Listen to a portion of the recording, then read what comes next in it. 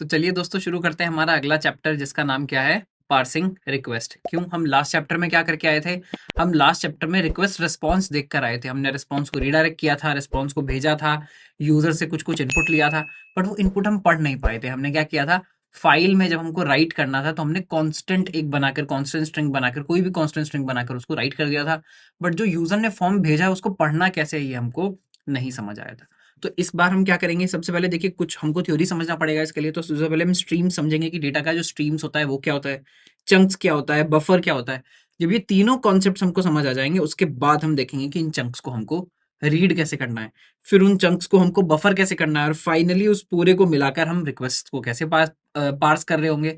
तो आज के पूरे जो चैप्टर हम यूज करने वाले हैं, ये वाला जो चैप्टर हम यूज करने वाले हैं, पढ़ने वाले हैं, इसमें हम यही देख रहे होंगे कि पूरी रिक्वेस्ट को ठीक से पार्स कैसे करते हैं ना। लास्ट में हम थोड़ा सा मॉड्यूल्स का यूज भी देखेंगे कि कैसे भाई हमारी एक फाइल में बहुत ज्यादा बड़ा कोड हो गया है तो कैसे हम उसको डिवाइड कर सकते हैं, अपने मॉड्यूल्स बना सकते हैं। मॉड्यूल्स को इंपोर्ट करना हमने ऑलरेडी देख लिया था। अब हम देखेंगे कि हम अपने मॉड्यूल कैसे बनाकर उनको कैसे इंपोर्ट करके इसको फर्दर यूज कर सकते हैं। ठीक है, तो चलिए टाइम वेस्ट किए बिना शुरू करते हैं। सबसे पहली जो चीज हमको समझनी है उसका नाम क्या है, उसका नाम है स्ट्रीम्स, है ना। तो अगर स्ट्रीम्स को हम देखेंगे, स्ट्रीम्स क्या होती है, देखिए स्ट्रीम अगर सबसे पहले इंग्लिश वर्ड का आप मतलब समझने की कोशिश करें, है ना, जैसे हमने यहाँ क्या दिखाने की कोशिश की, आपको एक बोट दिखाने की कोशिश की है।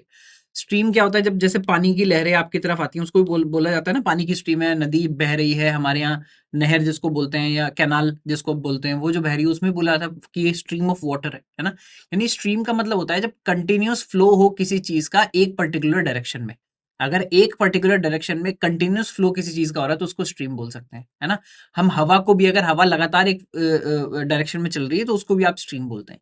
तो यहाँ पर डेटा को भी हम स्ट्रीम बोलते हैं। देखिए समझना बहुत इंपॉर्टेंट है कि यहाँ इसको स्ट्रीम क्यों बोल रहे हैं। बहुत लोग इस पे बहुत ज्यादा ध्यान नहीं देते कि हाँ स्ट्रीम नाम रख दिया तो स्ट्रीम है, बट ये आपको समझना है कि इसको स्ट्रीम क्यों बोल रहे हैं। देखिए स्ट्रीम इसलिए बोल रहे हैं कि दो तरीके हैं। मैं मान लीजिए हम बात करें कि आपको दिल्ली जाना है ना, या पानी हमारे यहाँ से मान लीजिए दिल्ली जाता है ना, आपको भी हमारे यहाँ से दिल्ली जाना है। मैं जब हमारे यहाँ से बोल रहा हूँ, हमेशा दिमाग में आपका नेटिव प्लेस ही रहता है, भले ही खुद दिल्ली में बैठे हो, है ना। तो नेटिव प्लेस मान लीजिए मुजफ्फरनगर है, वहां से आपको दिल्ली जाना है, दिल्ली से आपको मुंबई जाना है, कुछ भी मान लीजिए, है ना। या हम कहीं नदी वाला एग्जांपल ले लेते हैं, मान लीजिए हरिद्वार से आपको दिल्ली आना है, तो आप कैसे आएंगे? आप गाड़ी में बैठेंगे और सीधे कहाँ आ जाएंगे? दिल्ली आ जाएंगे। तो अगर मैं पूछूं कि आप किस तरह से आए, है ना, क्या आप स्ट्रीम की तरह आए या आप एक बार में आ गए? तो आप तो एक बार में आ गए। ऐसा तो नहीं हुआ ना कि पहले एक उंगली आई हो, उसके बाद फिर आप और थोड़े से आए हो, फिर नाक आ गई हो, फिर कान आ गए हो, ऐसा तो नहीं हुआ। क्या वो आप पूरे के पूरे उठे और पूरे के पूरे गाड़ी में बैठकर, ट्रेन में बैठकर, बस में बैठकर, कैसे भी आप पूरे के पूरे वहां पर पहुंच गए? तो वो स्ट्रीम नहीं हुआ। बट अगर मैं बात करूं पानी की, कि नदी में पानी कैसे आ रहा है, तो पानी कैसे आ रहा है? थोड़ा थोड़ा आ रहा है और लगातार आ रहा है ना। तो उसको आप क्या बोलेंगे कि पानी स्ट्रीम बना कर आया है। अगर आप जो हमारा एग्जाम्पल है ह्यूमंस वाला, उसमें भी अगर देखेंगे तो अगर बहुत सारे ह्यूमंस आ रहे हैं, आप एक ग्रुप को ट्रैक कर रहे हैं, तो आप बोल सकते हैं कि एक एक करके इंसान आए, तो बोल सकता हूँ स्ट्रीम ऑफ पीपल जो है वो रोड पर जाता रहता है ना, पर एक पर्टिकुलर पर्सन एक बार में ही आएगा। तो यहाँ वही हमको पूरा एग्जाम्पल मानकर चलना है। स्ट्रीम में यहाँ डेटा का क्या मतलब है, देखिए जब मैं कोई चीज डाउनलोड करता हूँ, मैं कोई फाइल अपलोड करता हूँ, डाउनलोड करता हूँ, है ना। अभी मान लीजिए मैं यूट्यूब इस वीडियो की बात कर लेता हूँ। जब ये वीडियो फाइनल बनकर तैयार होगी तो उसका साइज होगा 6 GB, 7 GB, 8 GB के आसपास, है ना, एक पार्ट का। अब मैं उसको अपलोड करता हूँ यूट्यूब पर, मैं अब यूट्यूब पर डालता हूँ कि लो भैया ये मैंने वीडियो बना ली है, मेरे जितने भी लर्नर्स हैं, जितने भी स्टूडेंट्स हैं, उन सब तक आप ये वीडियो पहुंचा दीजिए। तो क्या 6 GB डेटा एक बार में, ये एक पैकेट में बंद करके, एक बैग में बंद करके एक बार में ले जाया जा सकता है? नहीं। देखिए डेटा जिस तरह से ट्रैवल करता है इंटरनेट पर, वो क्या होता है, बहुत छोटे छोटे छोटे छोटे पीसेस में ट्रैवल करता है, बट कंटिन्यूअस डायरेक्शन में ट्रैवल करता रहता है। यानी जब मैं 6 GB की फाइल अपलोडिंग के लिए लगाता हूँ, मान लीजिए ये मेरा वीडियो है ना, ये मैंने बहुत अच्छा सा वीडियो बनाया है जिसको मैं इस यूट्यूब के सर्वर पर, है ना, यूट्यूब का सिंबल कैसा होता है, ऐसा होता है ना, बहुत ही घटिया मैंने बनाया, ऐसा ना हो यूट्यूब इसी बात पर ये वीडियो बैन कर दे। बट ऐसा मैंने सिंपल बनाया, एक एक करके अब जो डेटा है, मान लीजिए डेटा क्या करेगा, मेरे सिस्टम से जो यूट्यूब का सर्वर है वहां जाना स्टार्ट करेगा। तो पहले मान लीजिए 1 MB डेटा चला गया, फिर 1 MB डेटा चला गया, एमबी में भी नहीं जाता, उससे भी बहुत छोटे छोटे पार्ट्स में जाता है। बहुत छोटे छोटे पार्ट्स दिखते रहते हैं, इसी तरह आपको दिखता रहता है अपलोड हो रही है। हम कोई चीज डाउनलोड करते हैं तो क्या होता है, इतने के भी डाउनलोड हो गए, इतने MB डाउनलोड हो गए, इतने के भी डाउनलोड हो गए। इसका मतलब क्या है, यानी डेटा छोटे छोटे पार्ट्स में लगातार मेरे तक आ रहा है। तो सबसे पहली बात आपको यहाँ समझनी है कि इंटरनेट पर डेटा जब भी ट्रैवल करता है तो वो स्ट्रीम में ट्रैवल करता है। स्ट्रीम मतलब कंटिन्यूअस फ्लो होता है डेटा का एक साइड से दूसरी साइड में।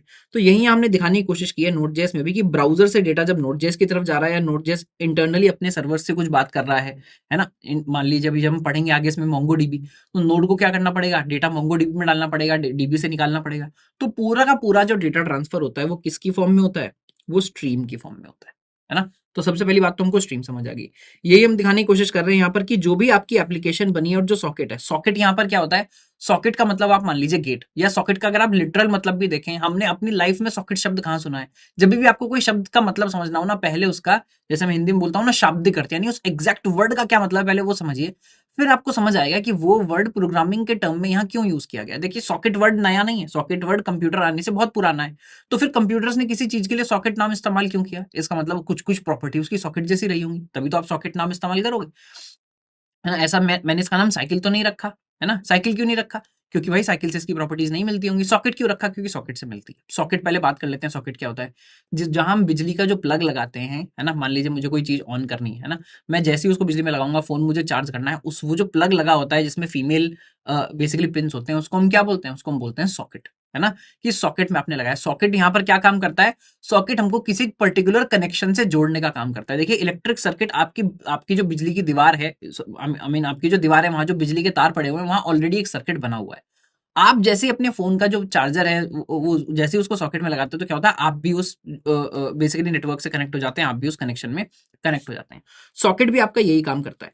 कोई भी अगर कम्युनिकेशन हो रहा है, अगर आप सर्वर के पास जाएंगे, वहां से कम्युनिकेट करेंगे, आप क्लाइंट के पास जाएंगे, वहां कम्युनिकेट करेंगे, हर जगह जो कम्युनिकेशन के लिए एकदम जो गेट बना हुआ है ना, जिसको जो जैसे हम डिफाइन करते हैं, अभी लोकल होस्ट भी जब हम डिफाइन कर रहे थे, हम क्या कह रहे थे?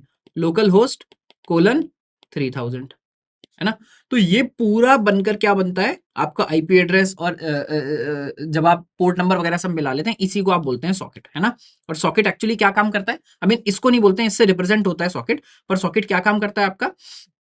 सॉकेट आपका जो एक्चुअल कम्युनिकेशन है उसका, मान लीजिए दरवाजा है, उसका गेटवे, उसी से डेटा जाता है, उसी से डेटा आता है। तो हम यहाँ क्या दिखाने की कोशिश कर रहे हैं, जब भी कम्युनिकेशन हो रहा है, तो जनरली क्या होता है, सॉकेट पे डेटा जा रहा है, सॉकेट पे डेटा आ रहा है, बट बीच में हमने क्या दिखा दिया? हमने दिखा दिया ये ड्यूप्लेक्स स्ट्रीम है। ड्यूप्लेक्स स्ट्रीम का तो कोई मतलब नहीं, ड्यूप्लेक्स स्ट्रीम का मतलब है दोनों साइड डेटा आ रहा जा रहा है ना?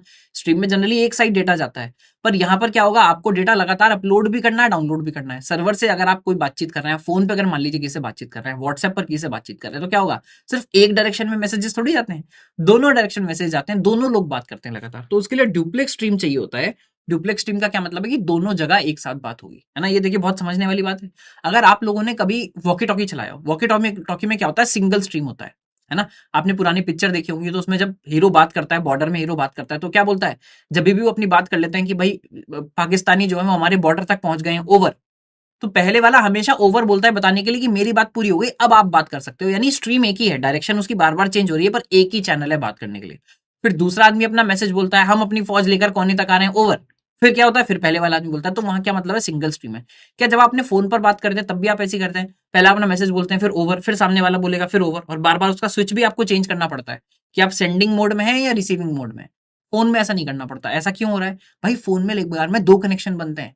एक कनेक्शन है जो आपसे डेटा उस फोन तक ले जा रहा है, एक कनेक्शन है जो उस फोन की आवाज आपके फोन तक ला रहा है ना? इसलिए आप दोनों एक बार में बात कर पाते हैं। तो इसी को हम क्या बोलते हैं? इसको हम बोलते हैं ड्यूप्लेक्स स्ट्रीम। जब हम सर्वर से भी बातचीत कर रहे होते हैं, हमको कुछ कुछ डेटा लगातार भेजना होता है, कुछ कुछ डेटा सर्वर से रिसीव करना होता है, तो इसलिए बोलते हैं ड्यूप्लेक्स स्ट्रीम। ड्यूप्लेक्स का मतलब दो, यानी दो स्ट्रीम एक बार में बन रही है ना? अब यहाँ पर साथ साथ बफर का भी जो जिक्र है वो आ रहा है। इस इमेज को हम दोबारा आकर रिविजिट करेंगे।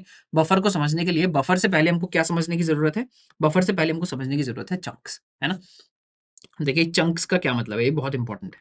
जब मैंने बोला कि स्ट्रीम में डेटा जा रहा है, तो स्ट्रीम का क्या मतलब है? मान लीजिए मेरे पास 10 GB डेटा है, मैंने बोला, या 6 GB मेरे पास डेटा है, तो कोई तो स्मॉलेस्ट पार्ट होगा ना जो एक बार में ट्रैवल करेगा। जैसे मैं जब इंसान वाला एग्जांपल भी ले रहा था, तो मैं क्या बोल रहा था? मैं बोल रहा था कि भाई ऐसा तो नहीं कि पहले आपकी उंगली चली गई है, ऐसा तो नहीं कि पहले आपकी नाक चली गई है, ऐसा तो नहीं कि पहले आपके कान चले गए हैं। तो उस केस में भी मैं बॉडी पार्ट को एटलीस्ट आपका एक छोटा पार्ट मान रहा हूँ, कि एक बहुत बड़ी चीज ले जाने के लिए मुझे कुछ तो स्मॉलेस्ट यूनिट तोड़ना पड़ेगा, जिसको मैं एक एक बार में लेकर जाऊं और बाद में मिलाकर बोलूं कि मैंने पूरी की पूरी चीज ट्रांसफर कर दी।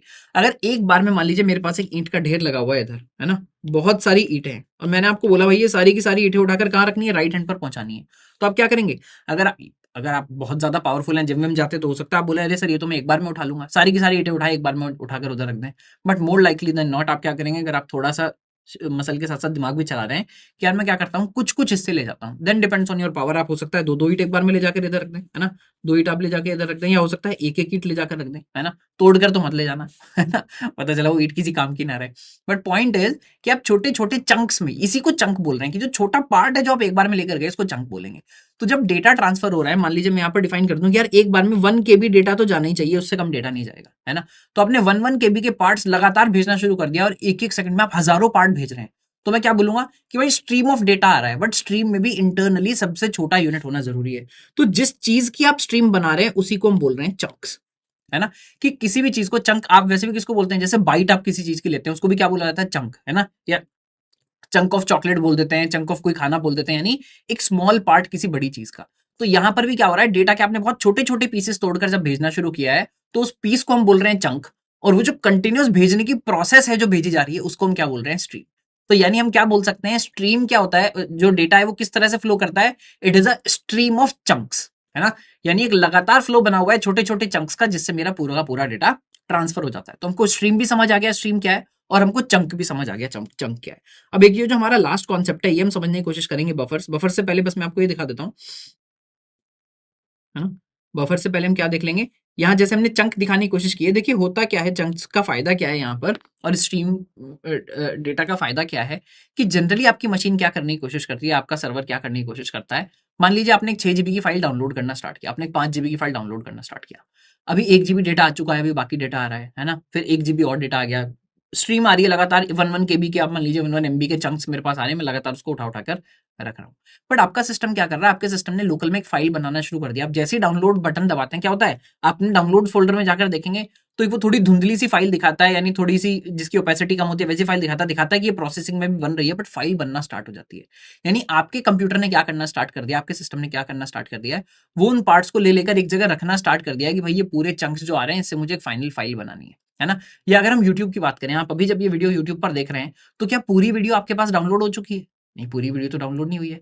क्या हो रहा है, आपकी प्रोग्रेस बार अभी जहां पर भी उससे थोड़ा सा आगे आपको और थोड़ा सा ग्रे कलर दिख रहा होगा कि इतनी वीडियोस ने लोड कर लिया, यानी ये क्या कर रहा है, ये भी वीडियो को चंक्स में लगातार क्या कर रहा है, डाउनलोड कर रहा है यूट्यूब के सर्वर से, और साथ साथ जो प्लेयर है वो क्या कर रहा है, प्रोसेस करके आपको वीडियो दिखाते जा रहा है ना। तो इसका मतलब क्या है कि चंक्स में डेटा ट्रांसफर करने का एक अच्छा फायदा ये होता है कि जो प्रोसेसिंग है वो इमीडिएटली स्टार्ट हो जाती है। जैसे ही पहला चंक आया वो प्रोसेसिंग के लिए पुश कर दिया जाएगा, अगला चंक आया वो प्रोसेसिंग के लिए पुश कर दिया जाएगा, अगला चंक आया वो प्रोसेसिंग के लिए पुश कर दिया जाएगा। प्रोसेसिंग का यहाँ पर क्या मतलब है, यूज करना, है ना। तो ये अपलोड के लिए भी ट्रू है, ये डाउनलोड के लिए भी ट्रू है। अभी हम मोस्टली जो यूज केसेस अपनी लाइफ में करते हैं वो डाउनलोड के कर रहे होते हैं, बट अपलोडिंग के लिए भी ट्रू होता है कि जैसे ही डेटा पहुंचना शुरू हुआ दूसरी मशीन पर, चाहे आपकी ब्राउजर से सर्वर पर जा रहा है या सर्वर से आपके ब्राउजर पर आ रहा है, दोनों ही केसेस में जो उसकी प्रोसेसिंग है वो इमीडिएटली स्टार्ट हो जाती है जैसे ही मेरे पास पहला चंक आता है ना। तो हमको चंक का मतलब समझ आ गया। अभी यहाँ पर एक बफर और इंपॉर्टेंट कॉन्सेप्ट है जो हमको समझना है। यहाँ बफर का क्या मतलब है, देखिए जब बहुत सारा डेटा आता है आपके पास, बहुत सारे चंक्स आ रहे हैं, है ना, तो होता ये है कि बीच में कई बार कुछ चंक्स लूज हो जाते हैं नेटवर्क में, है ना। कहीं पर थोड़ी सी लाइट चली गई, वैसे लाइट चली गई तो मैं ऐसे ही बोल रहा हूँ, पर कुछ स्टैटिक हो गया, कोई पैकेट कोई दूसरा राउट भी ले सकता है, कई बार हमेशा सेम राउट नहीं आता है। तो इंटरनेट पर क्या होता है, जरूरी नहीं कि जिस ऑर्डर में आपने चीजें भेजी हैं एग्जैक्टली उसी ऑर्डर में चीजें पहुंच रही हूँ, बीच में एक दो पैकेट्स लॉस्ट भी हो सकते हैं, उनका ऑर्डर भी आगे पीछे हो सकता है।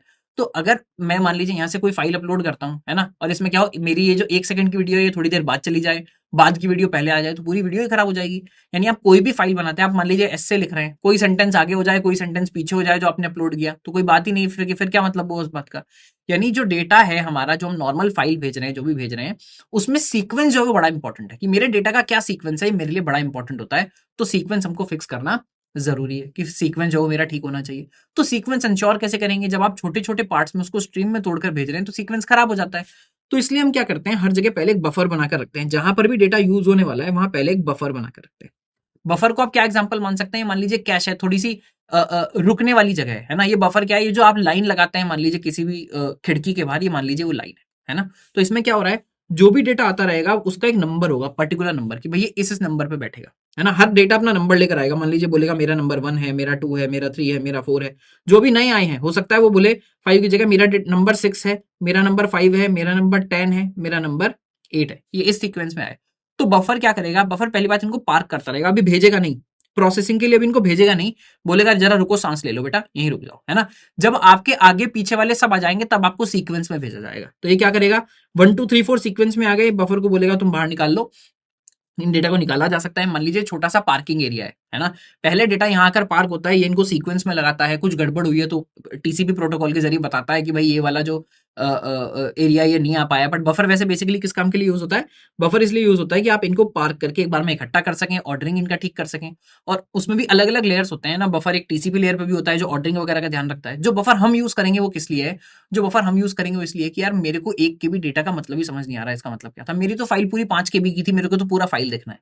तो बफर क्या करेगा, पहले आपके 5 के 5 चंक्स में अगर मान लीजिए डेटा है, उनको इकट्ठा करेगा, उनको फिर एक बार में 5 KB का फाइल बनाएगा और आपको दे देगा, है ना। तो बफर क्या कर रहा है, बफर लगातार डेटा को इकट्ठा करके एक फाइनल मीनिंगफुल वे बनाकर आपको देता है। तो हमको तीनों चीजें समझ आ गई। मैं दोबारा रिमाइंड करा रहा हूं, स्ट्रीम का मतलब है लगातार डेटा का बहना। बहता क्या है, चंक्स बहते हैं, यानी छोटे छोटे डेटा के पार्ट्स बहते हैं, और उनको सीक्वेंस में लगाना, ऑर्डर में लगाना, इकट्ठा करके मीनिंगफुल वे में किसी को देना, उसको बोलते हैं बफर्स, है ना। तो ये तीनों कॉन्सेप्ट जो है ये हमको समझ आ गए।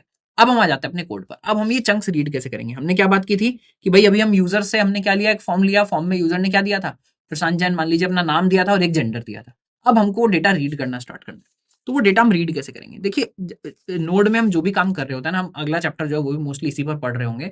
हम यहाँ मेनली सारा काम करते हैं इवेंट ड्रिवन प्रोग्रामिंग पर। इवेंट ड्रिवन का क्या मतलब है, यानी सिस्टम क्या करता है, जब भी कोई इवेंट हुआ है तो आपको नोटिफाई करता है कि भाई एक इवेंट हो गया, आप नोटिफाई कर दीजिए। इवेंट का नॉर्मल मतलब क्या है, हम नॉर्मल क्या बोलते हैं, शादी का इवेंट है, पार्टी का इवेंट है, किसी का कोई भी इवेंट है।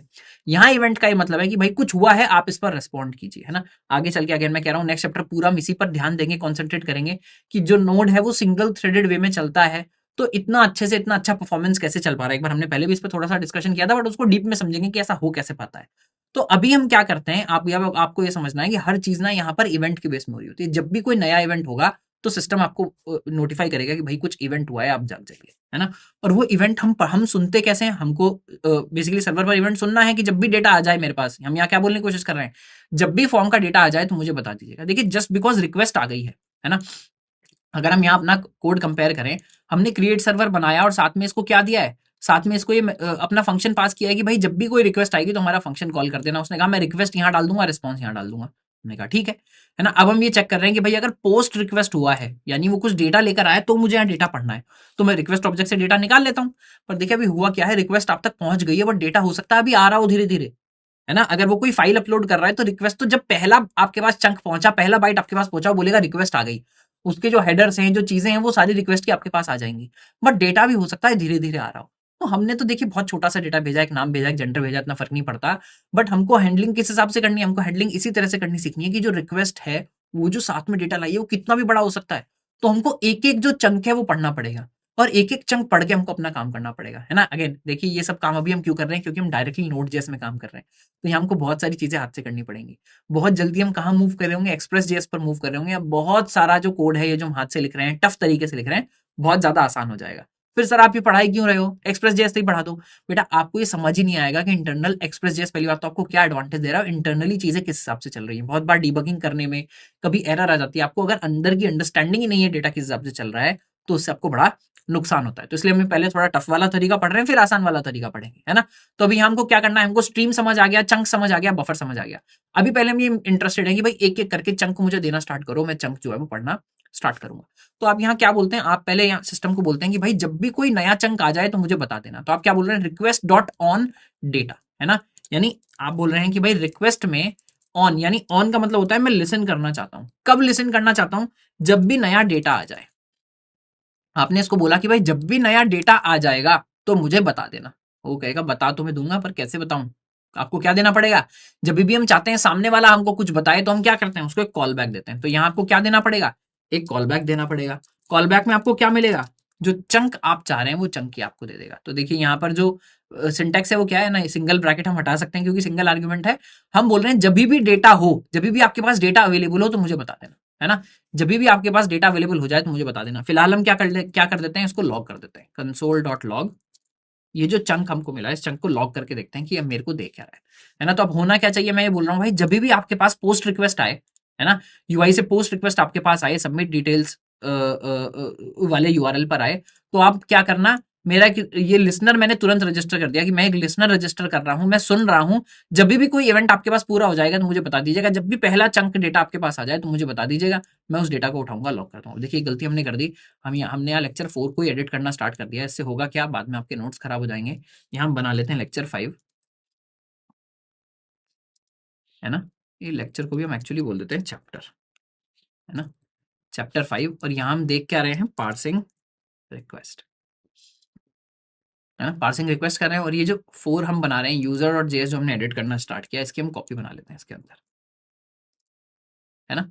यूजर डॉट जेएस की मैं कॉपी बना लेता हूँ यहाँ पर, और यहाँ जो मैंने चेंजेस किए इनको मैं हटा देता हूँ, क्योंकि आपके पुराने चैप्टर के नोट्स हैं। अगर कोई पुराने चैप्टर के नोट्स पढ़े तो वो चेंज नहीं होने चाहिए कि हमने पुराने चैप्टर में क्या चेंजेस किए थे। ठीक है, इसको मैंने कर दिया बंद। हम आ जाते हैं यूजर डॉट जेएस पर।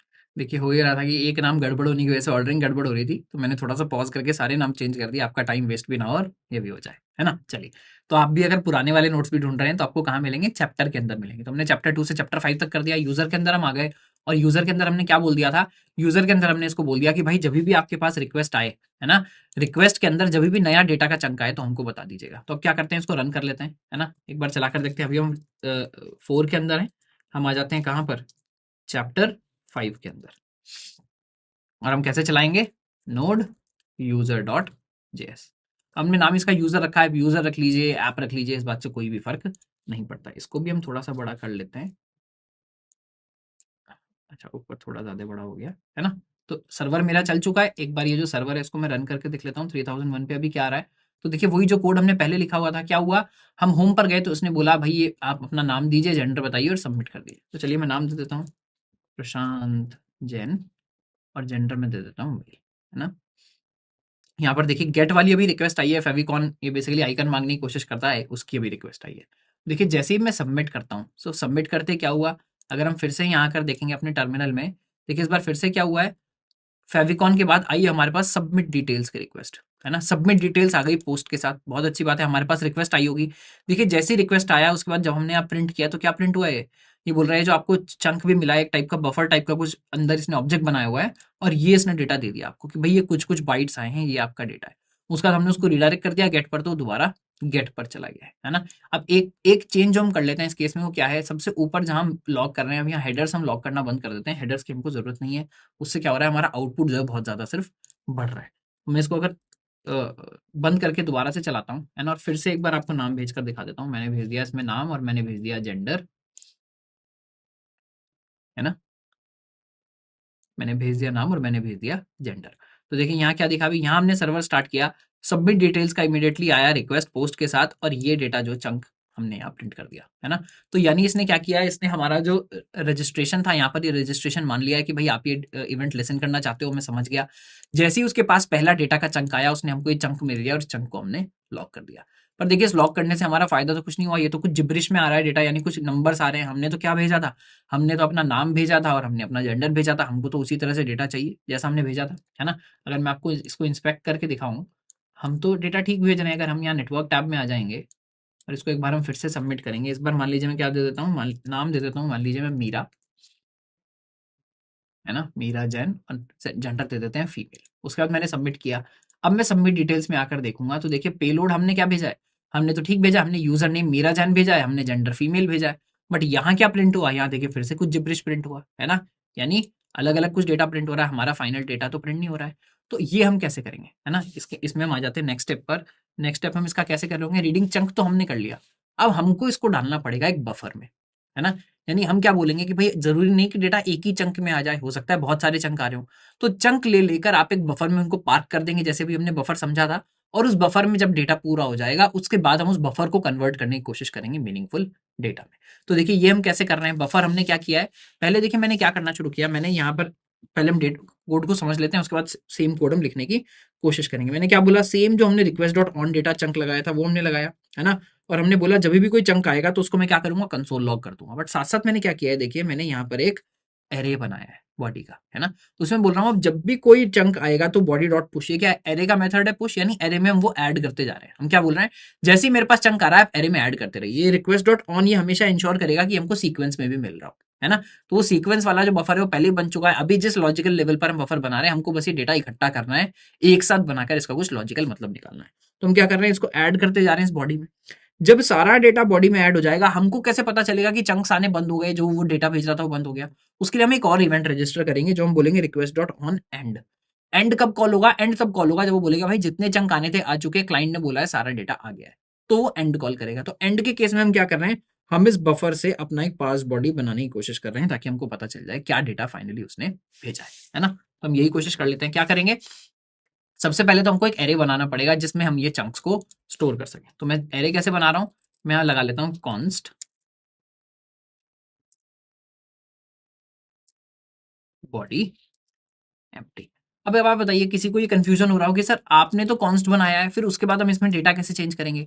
देखिए, यहाँ कॉन्स्ट बनाने का मतलब सिर्फ इतना है कि इस बॉडी को अब मैं कोई नया एरे असाइन नहीं करूंगा, है ना, क्योंकि मैंने इसको कॉन्स्ट डिक्लेयर कर दिया। पर बॉडी के अंदर अगर मुझे चेंज करना है, इस एरे के अंदर मुझे एलिमेंट्स ऐड करना है, वो मैं बिल्कुल कर सकता हूँ, है ना। तो मैं क्या करूंगा, कंसोल डॉट लॉग चंक आया, इस चंक को हम क्या करेंगे, मैं बोल दूंगा बॉडी डॉट पुश, क्या कर दीजिए, ये चंक इसके अंदर डाल दीजिए। चंक क्या है, चंक, है ना। तो अभी क्या करेगा, जितनी बार भी ये कॉल होगा, पहला डेटा आया, दूसरा आया, 1000 डेटा आया, वो 1000 का पूरा यहाँ एरे बना लेगा, है ना। जिसको मैं बॉडी बोल रहा हूँ, मैं कुछ भी बोल सकता हूँ, बॉडी बोल लीजिए, मेरा रिक्वेस्ट बोल लीजिए, है ना, कुछ भी बोल लीजिए, जनरली इसको बॉडी बोला जाता है, मैंने बॉडी बोल दिया। इसके बाद हम क्या करेंगे, अगला इवेंट हमको पता करना है कि चंक्स आने कब बंद हो गए, यानी पूरी रिक्वेस्ट आ गई है। तो मैं क्या बोलूंगा, ऑन एंड, कि एंड पे भी मुझे बताना। वो कहेगा बताना क्या है, किसको बताना है, तो फिर से एक फंक्शन हम पास करेंगे। देखिए, हम यहाँ क्या कर रहे हैं, फंक्शन ये अलग से बनाकर आप उनका नाम भी यहाँ पर पास कर सकते हैं, उनका रेफरेंस भी पास कर सकते हैं। बट क्योंकि ये फंक्शन हमको और कहीं नहीं चाहिए, हम क्या यूज कर रहे हैं, मॉडर्न जावास्क्रिप्ट वाला सिंटैक्स यूज कर रहे हैं, डायरेक्टली फंक्शन यही बनाकर पास कर देते हैं। हमने बोला एंड होगा तो मुझे डायरेक्टली बता देना। एंड में हमने आर्ग्यूमेंट क्यों नहीं लिया, एंड में हमने आर्ग्यूमेंट इसलिए नहीं लिया क्योंकि चंक्स तो आ चुके हैं, ये बस एक सिग्नल है कि भाई पूरा डेटा आ गया, जाओ, है ना। ये वो है जब आपको बस में बिठाकर घर वाले बाहर से बाय करते हैं, तो बाय में कुछ मिलता थोड़ी है, बाय एज अ सिग्नल की बस अब बेटा निकल लो, हो गया, है ना। तो यहाँ क्या हुआ, हमारे पास एंड सिग्नल आ गया कि जितने चंक्स आने थे आ चुके हैं। अब हम क्या करेंगे, यानी मेरे पास जितने भी चंक्स थे वो सब बॉडी में इकट्ठे हो गए हैं। अब मैं बॉडी में क्या करूंगा, इस एरे को मैं डाल दूंगा इस बफर क्लास में, जो ऑलरेडी इन्होंने हमको बना कर दिया। मैं क्या बोलूंगा, बफर डॉट कॉनकैट बॉडी, है ना। क्या बोल रहे हैं हम, बफर डॉट कॉनकैट। कॉनकैट क्या करता है, कॉनकैट का मतलब क्या, कॉनकैट का मतलब है कॉनकैटिनेशन। कॉनकैटिनेशन का क्या मतलब है कि भाई जितने भी मैंने आपको चंक्स दिए हैं बॉडी के अंदर, जितने भी चंक्स है ना, इन सबको जोड़कर एक कर दीजिए, कॉन्कैटिनेट कर दीजिए। मुझे क्या चाहिए, मुझे तो फाइनल एक रिक्वेस्ट का ऑब्जेक्ट चाहिए, मैंने तो एक ही रिक्वेस्ट का ऑब्जेक्ट भेजा था, आपने उसको चंक में तोड़ा। पर मेरे को चंक्स नहीं चाहिए, मुझे तो फाइनल डेटा चाहिए। चंक्स तो मुझे समझ ही नहीं आ रहे, मैंने लॉग भी करके देख लिए, मुझे तो आप फाइनल डेटा दे दीजिए। ठीक है भाई, फाइनल डेटा दे देते हैं। तो बफर डॉट कॉनकैट क्या करेगा, आपको फाइनल डेटा दे देगा। उस डेटा को हम एक बार स्ट्रिंग में कन्वर्ट कर लेते हैं, जो भी इसने दिया, और उसको हम पार्स करके देखते हैं। तो मैं क्या बोल रहा हूँ, उसको मैं बोल रहा हूँ टू स्ट्रिंग, है ना, और इसको हम बोल देते हैं कॉन्स्ट पार्स्ड बॉडी। वैसे एक्चुअली ये पार्स्ड बॉडी नहीं है ना, पर हम उसको फिलहाल पार्स बॉडी बोल देते हैं, कंसोल डॉट लॉग। इसका हम नाम चेंज कर देते हैं, इसका नाम मैं रख देता हूँ फुल बॉडी, है ना।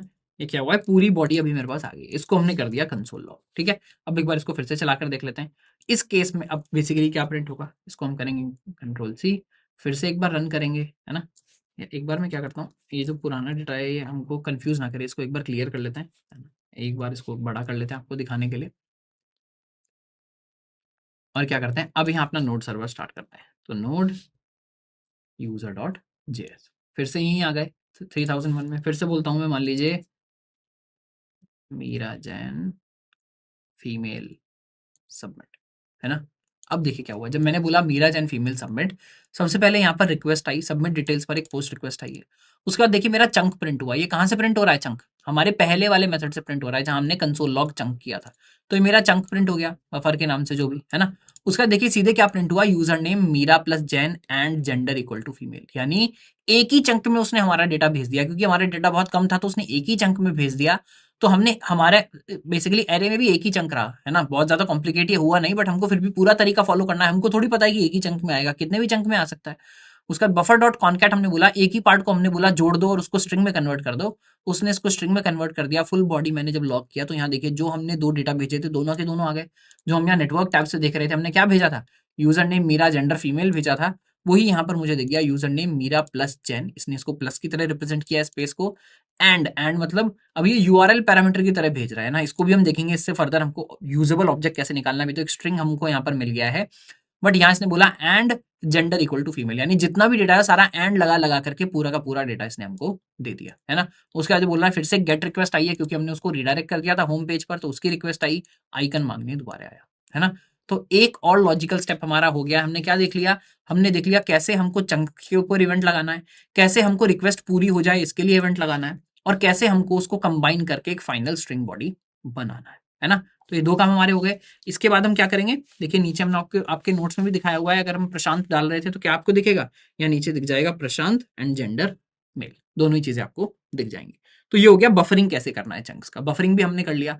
अब हम करेंगे एक्चुअल पार्सिंग, यानी मेरे पास फाइनल बॉडी तो आ गई है, बट आप इसकी पार्सिंग कैसे करेंगे। तो देखिए ये जो हमारे पास डेटा आया है, इसको हम किस क्लास से कर रहे होंगे, यूआरएल सर्च पैरामीटर से। तो ये क्या क्लास करती है, देखिए जनरली आप जब आप आर्ग्यूमेंट्स कहाँ भेज रहे होते हैं, जब आप यहाँ यूआरएल के अंदर आर्ग्यूमेंट्स भेजते हैं तो क्या होते हैं, एनकोड हो जाते हैं। एनकोड मतलब यहाँ आप स्पेस नहीं भेज सकते, बहुत सारी चीजें स्पेशल कैरेक्टर्स नहीं भेज सकते, उन सबकी एनकोडिंग कर दी जाती है। जब आप उनको वापस यूज करना चाहते हैं तो उनकी डिकोडिंग की जाती है। इसी तरह से जो हम पोस्ट में भेज रहे हैं ये एनकोड होकर जा रहा है, हमको इसको पहले डिकोड करना पड़ेगा यूज करने से पहले। तो डिकोड करने के लिए हम क्या करेंगे, ये जो फुल बॉडी है इसको आप किसको पास कर देंगे, इसको आप बोलेंगे भाई ये मुझे यूआरएल में पैरामीटर मिला है, यूआरएल सर्च पैरामीटर को मैं पास कर देता हूँ, वो मुझे परम्स का ऑब्जेक्ट बनाकर देगा, है ना। हम ये जो कंसोल लॉग है इसको हटा सकते हैं, अभी इसकी जरूरत नहीं है ना। अब मैं क्या करूंगा, या चलिए लगा रहने देते हैं ताकि हम दोनों चीजें दिखा पाएं कि क्या मिला था, क्या हमने उसको चेंज किया, है ना। मैं क्या करूंगा, ये जो फुल बॉडी है पास कर दूंगा किसको, यूआरएल सर्च परम्स को। देखिए दिखाने लग गया, यूआरएल सर्च परम्स को मैंने क्या पास कर दिया, फुल बॉडी पास कर दिया। और यहाँ मैं क्या करूंगा, इसको एक आर्ग्यूमेंट में ले लूंगा, मान लीजिए इसको मैं बोल देता हूँ परम्स, हमको मिल गए पैरामीटर्स इसने हमको दे दिए। अब इन पैरामीटर से, यानी ये क्या करता है, ये जो यूआरएल सर्च पैरामीटर है ये ढूंढ ढूंढ कर इनको निकाल रहा होगा, यानी यूजर नेम ही अलग कर लेगा, ये जो मीरा जैन नाम है अलग कर लेगा, जेंडर अलग कर लेगा, यानी की वैल्यू पेयर में इन सबको तोड़ लेगा। पर ये की वैल्यू पेयर मुझे मिलेंगे कैसे, की वैल्यू पेयर मिलने का एक जो तरीका है, एक तरीका ये है जो बेसिकली नॉर्मल तरीका है, उसके बाद एक क्विक तरीका भी देखेंगे, क्विक तरीका कैसे कर सकते हैं। बट फिलहाल हम क्या कर रहे हैं, यहाँ पर एक लूप लगा रहे हैं फॉर कांस्टेंट की वैल्यू, यानी हमने बोला भाई क्या करना है, इस एरे में इनको तोड़ लेना। पैरामीटर्स के अंदर क्या है, ये एरे ऑफ एरेज होता है ना। तो हम बोल रहे हैं एक एक करके एक एक एरे देना, वो की वैल्यू में तोड़ देना of parameter dot entries, dot entries बनाकर देंगे तो एरे ऑफ एरे मिल जाएगा। तो मैं यहाँ क्या करता हूँ, लूप लगा लेता हूँ फॉर कॉन्स्ट की कॉमा वैल्यू, की वैल्यू में हम तोड़ना चाह रहे हैं, क्या करेंगे इसको, सॉरी ऑफ पैरम डॉट, दोबारा से फोल्ड लिख दिया, पैरम्स डॉट एंट्रीज। अब ये क्या करेगा, इस लूप में एक एक करके हमको ये की वैल्यू देना स्टार्ट कर देगा। बट ये की वैल्यू हमको कहीं स्टोर भी तो करनी है ना। तो मैं क्या करता हूँ, यहाँ अगेन एक अपना जावास्क्रिप्ट का ऑब्जेक्ट बना लेते हैं। मैं इसको बोल देता हूँ रिक्वेस्ट बॉडी। अब ये फाइनली मेरी रिक्वेस्ट बॉडी है ना, या जेसन बॉडी बोल देते हैं इसको फॉर मोर क्लैरिटी, है ना। कुछ वैसे तो ऑब्जेक्ट है ये, बॉडी ऑब्जेक्ट भी, जेसन भी नहीं बोलना चाहिए, जेसन भी गलत है, बॉडी ऑब्जेक्ट, है ना। अभी इनिशियली तो ये एम्प्टी है। अब मैं क्या करूंगा, जैसे जैसे मुझे की वैल्यू मिलती रहेगी मैं क्या करता रहूंगा, इसको ये जो भी हमने नाम रखा है जेसन ऑब्जेक्ट बॉडी ऑब्जेक्ट, उसके अंदर ही की वैल्यू हम डालते रहेंगे, है ना। तो मैं क्या करूंगा, मैं लिख दूंगा बॉडी ऑब्जेक्ट, हम क्या यूज कर रहे हैं, ब्रैकेट नोटेशन, क्योंकि की हमको डायरेक्टली नहीं पता है, की हमको एक वेरिएबल में मिली है। तो हम क्या करेंगे, उसके लिए ब्रैकेट नोटेशन यूज करेंगे। यहाँ ब्रैकेट नोटेशन हमने लगा लिया, की और वैल्यू हमने यहाँ पर इकट्ठे कर लिए। बाद में यहाँ क्या कर देंगे, console dot log body object, है ना। Console dot log body object को आप बना दीजिए। तो देखिए यहाँ हमने क्या किया, फुल बॉडी तो हमको लास्ट टाइम ही मिल गई थी।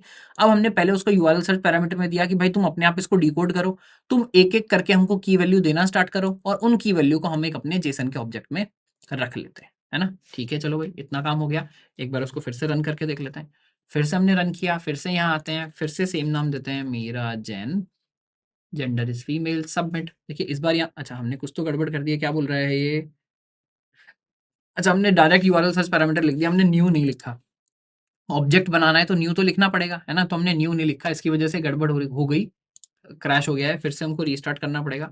देखिए ये सब जो हमको हर बार रीस्टार्ट करना पड़ रहा है, चीजें करनी पड़ रही हैं, सारी प्रॉब्लम दूर हो जाएंगी धीरे धीरे, है ना। बेबी स्टेप्स में हम करेंगे, अभी परेशान नहीं होना है कि ये तो इस तरह से हो रहा है। मैं जो सही तरीका है आपको पढ़ाने का, सही तरीका है सीखने का, पहले थोड़ा सा पेन होना चाहिए, उसके बाद ठीक होना चाहिए, तो वही मैं यहाँ कराने की कोशिश कर रहा हूँ, है ना।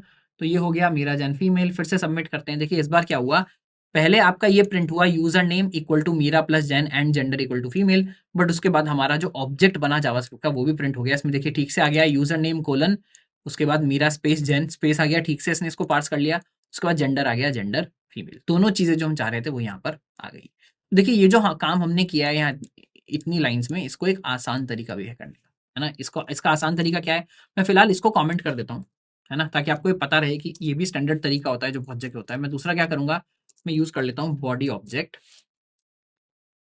Is equal to object dot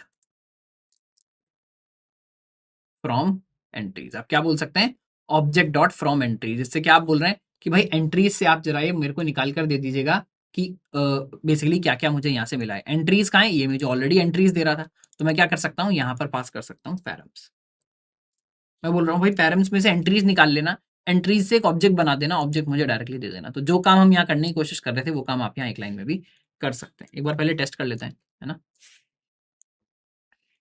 यकीन नहीं करना चाहिए किसी का भी। ट्रस्ट बट, हमारे अमेज़न में बोलते थे ट्रस्ट बट वेरीफाई, ट्रस्ट करो बट उसके बाद वेरीफाई भी कर लो।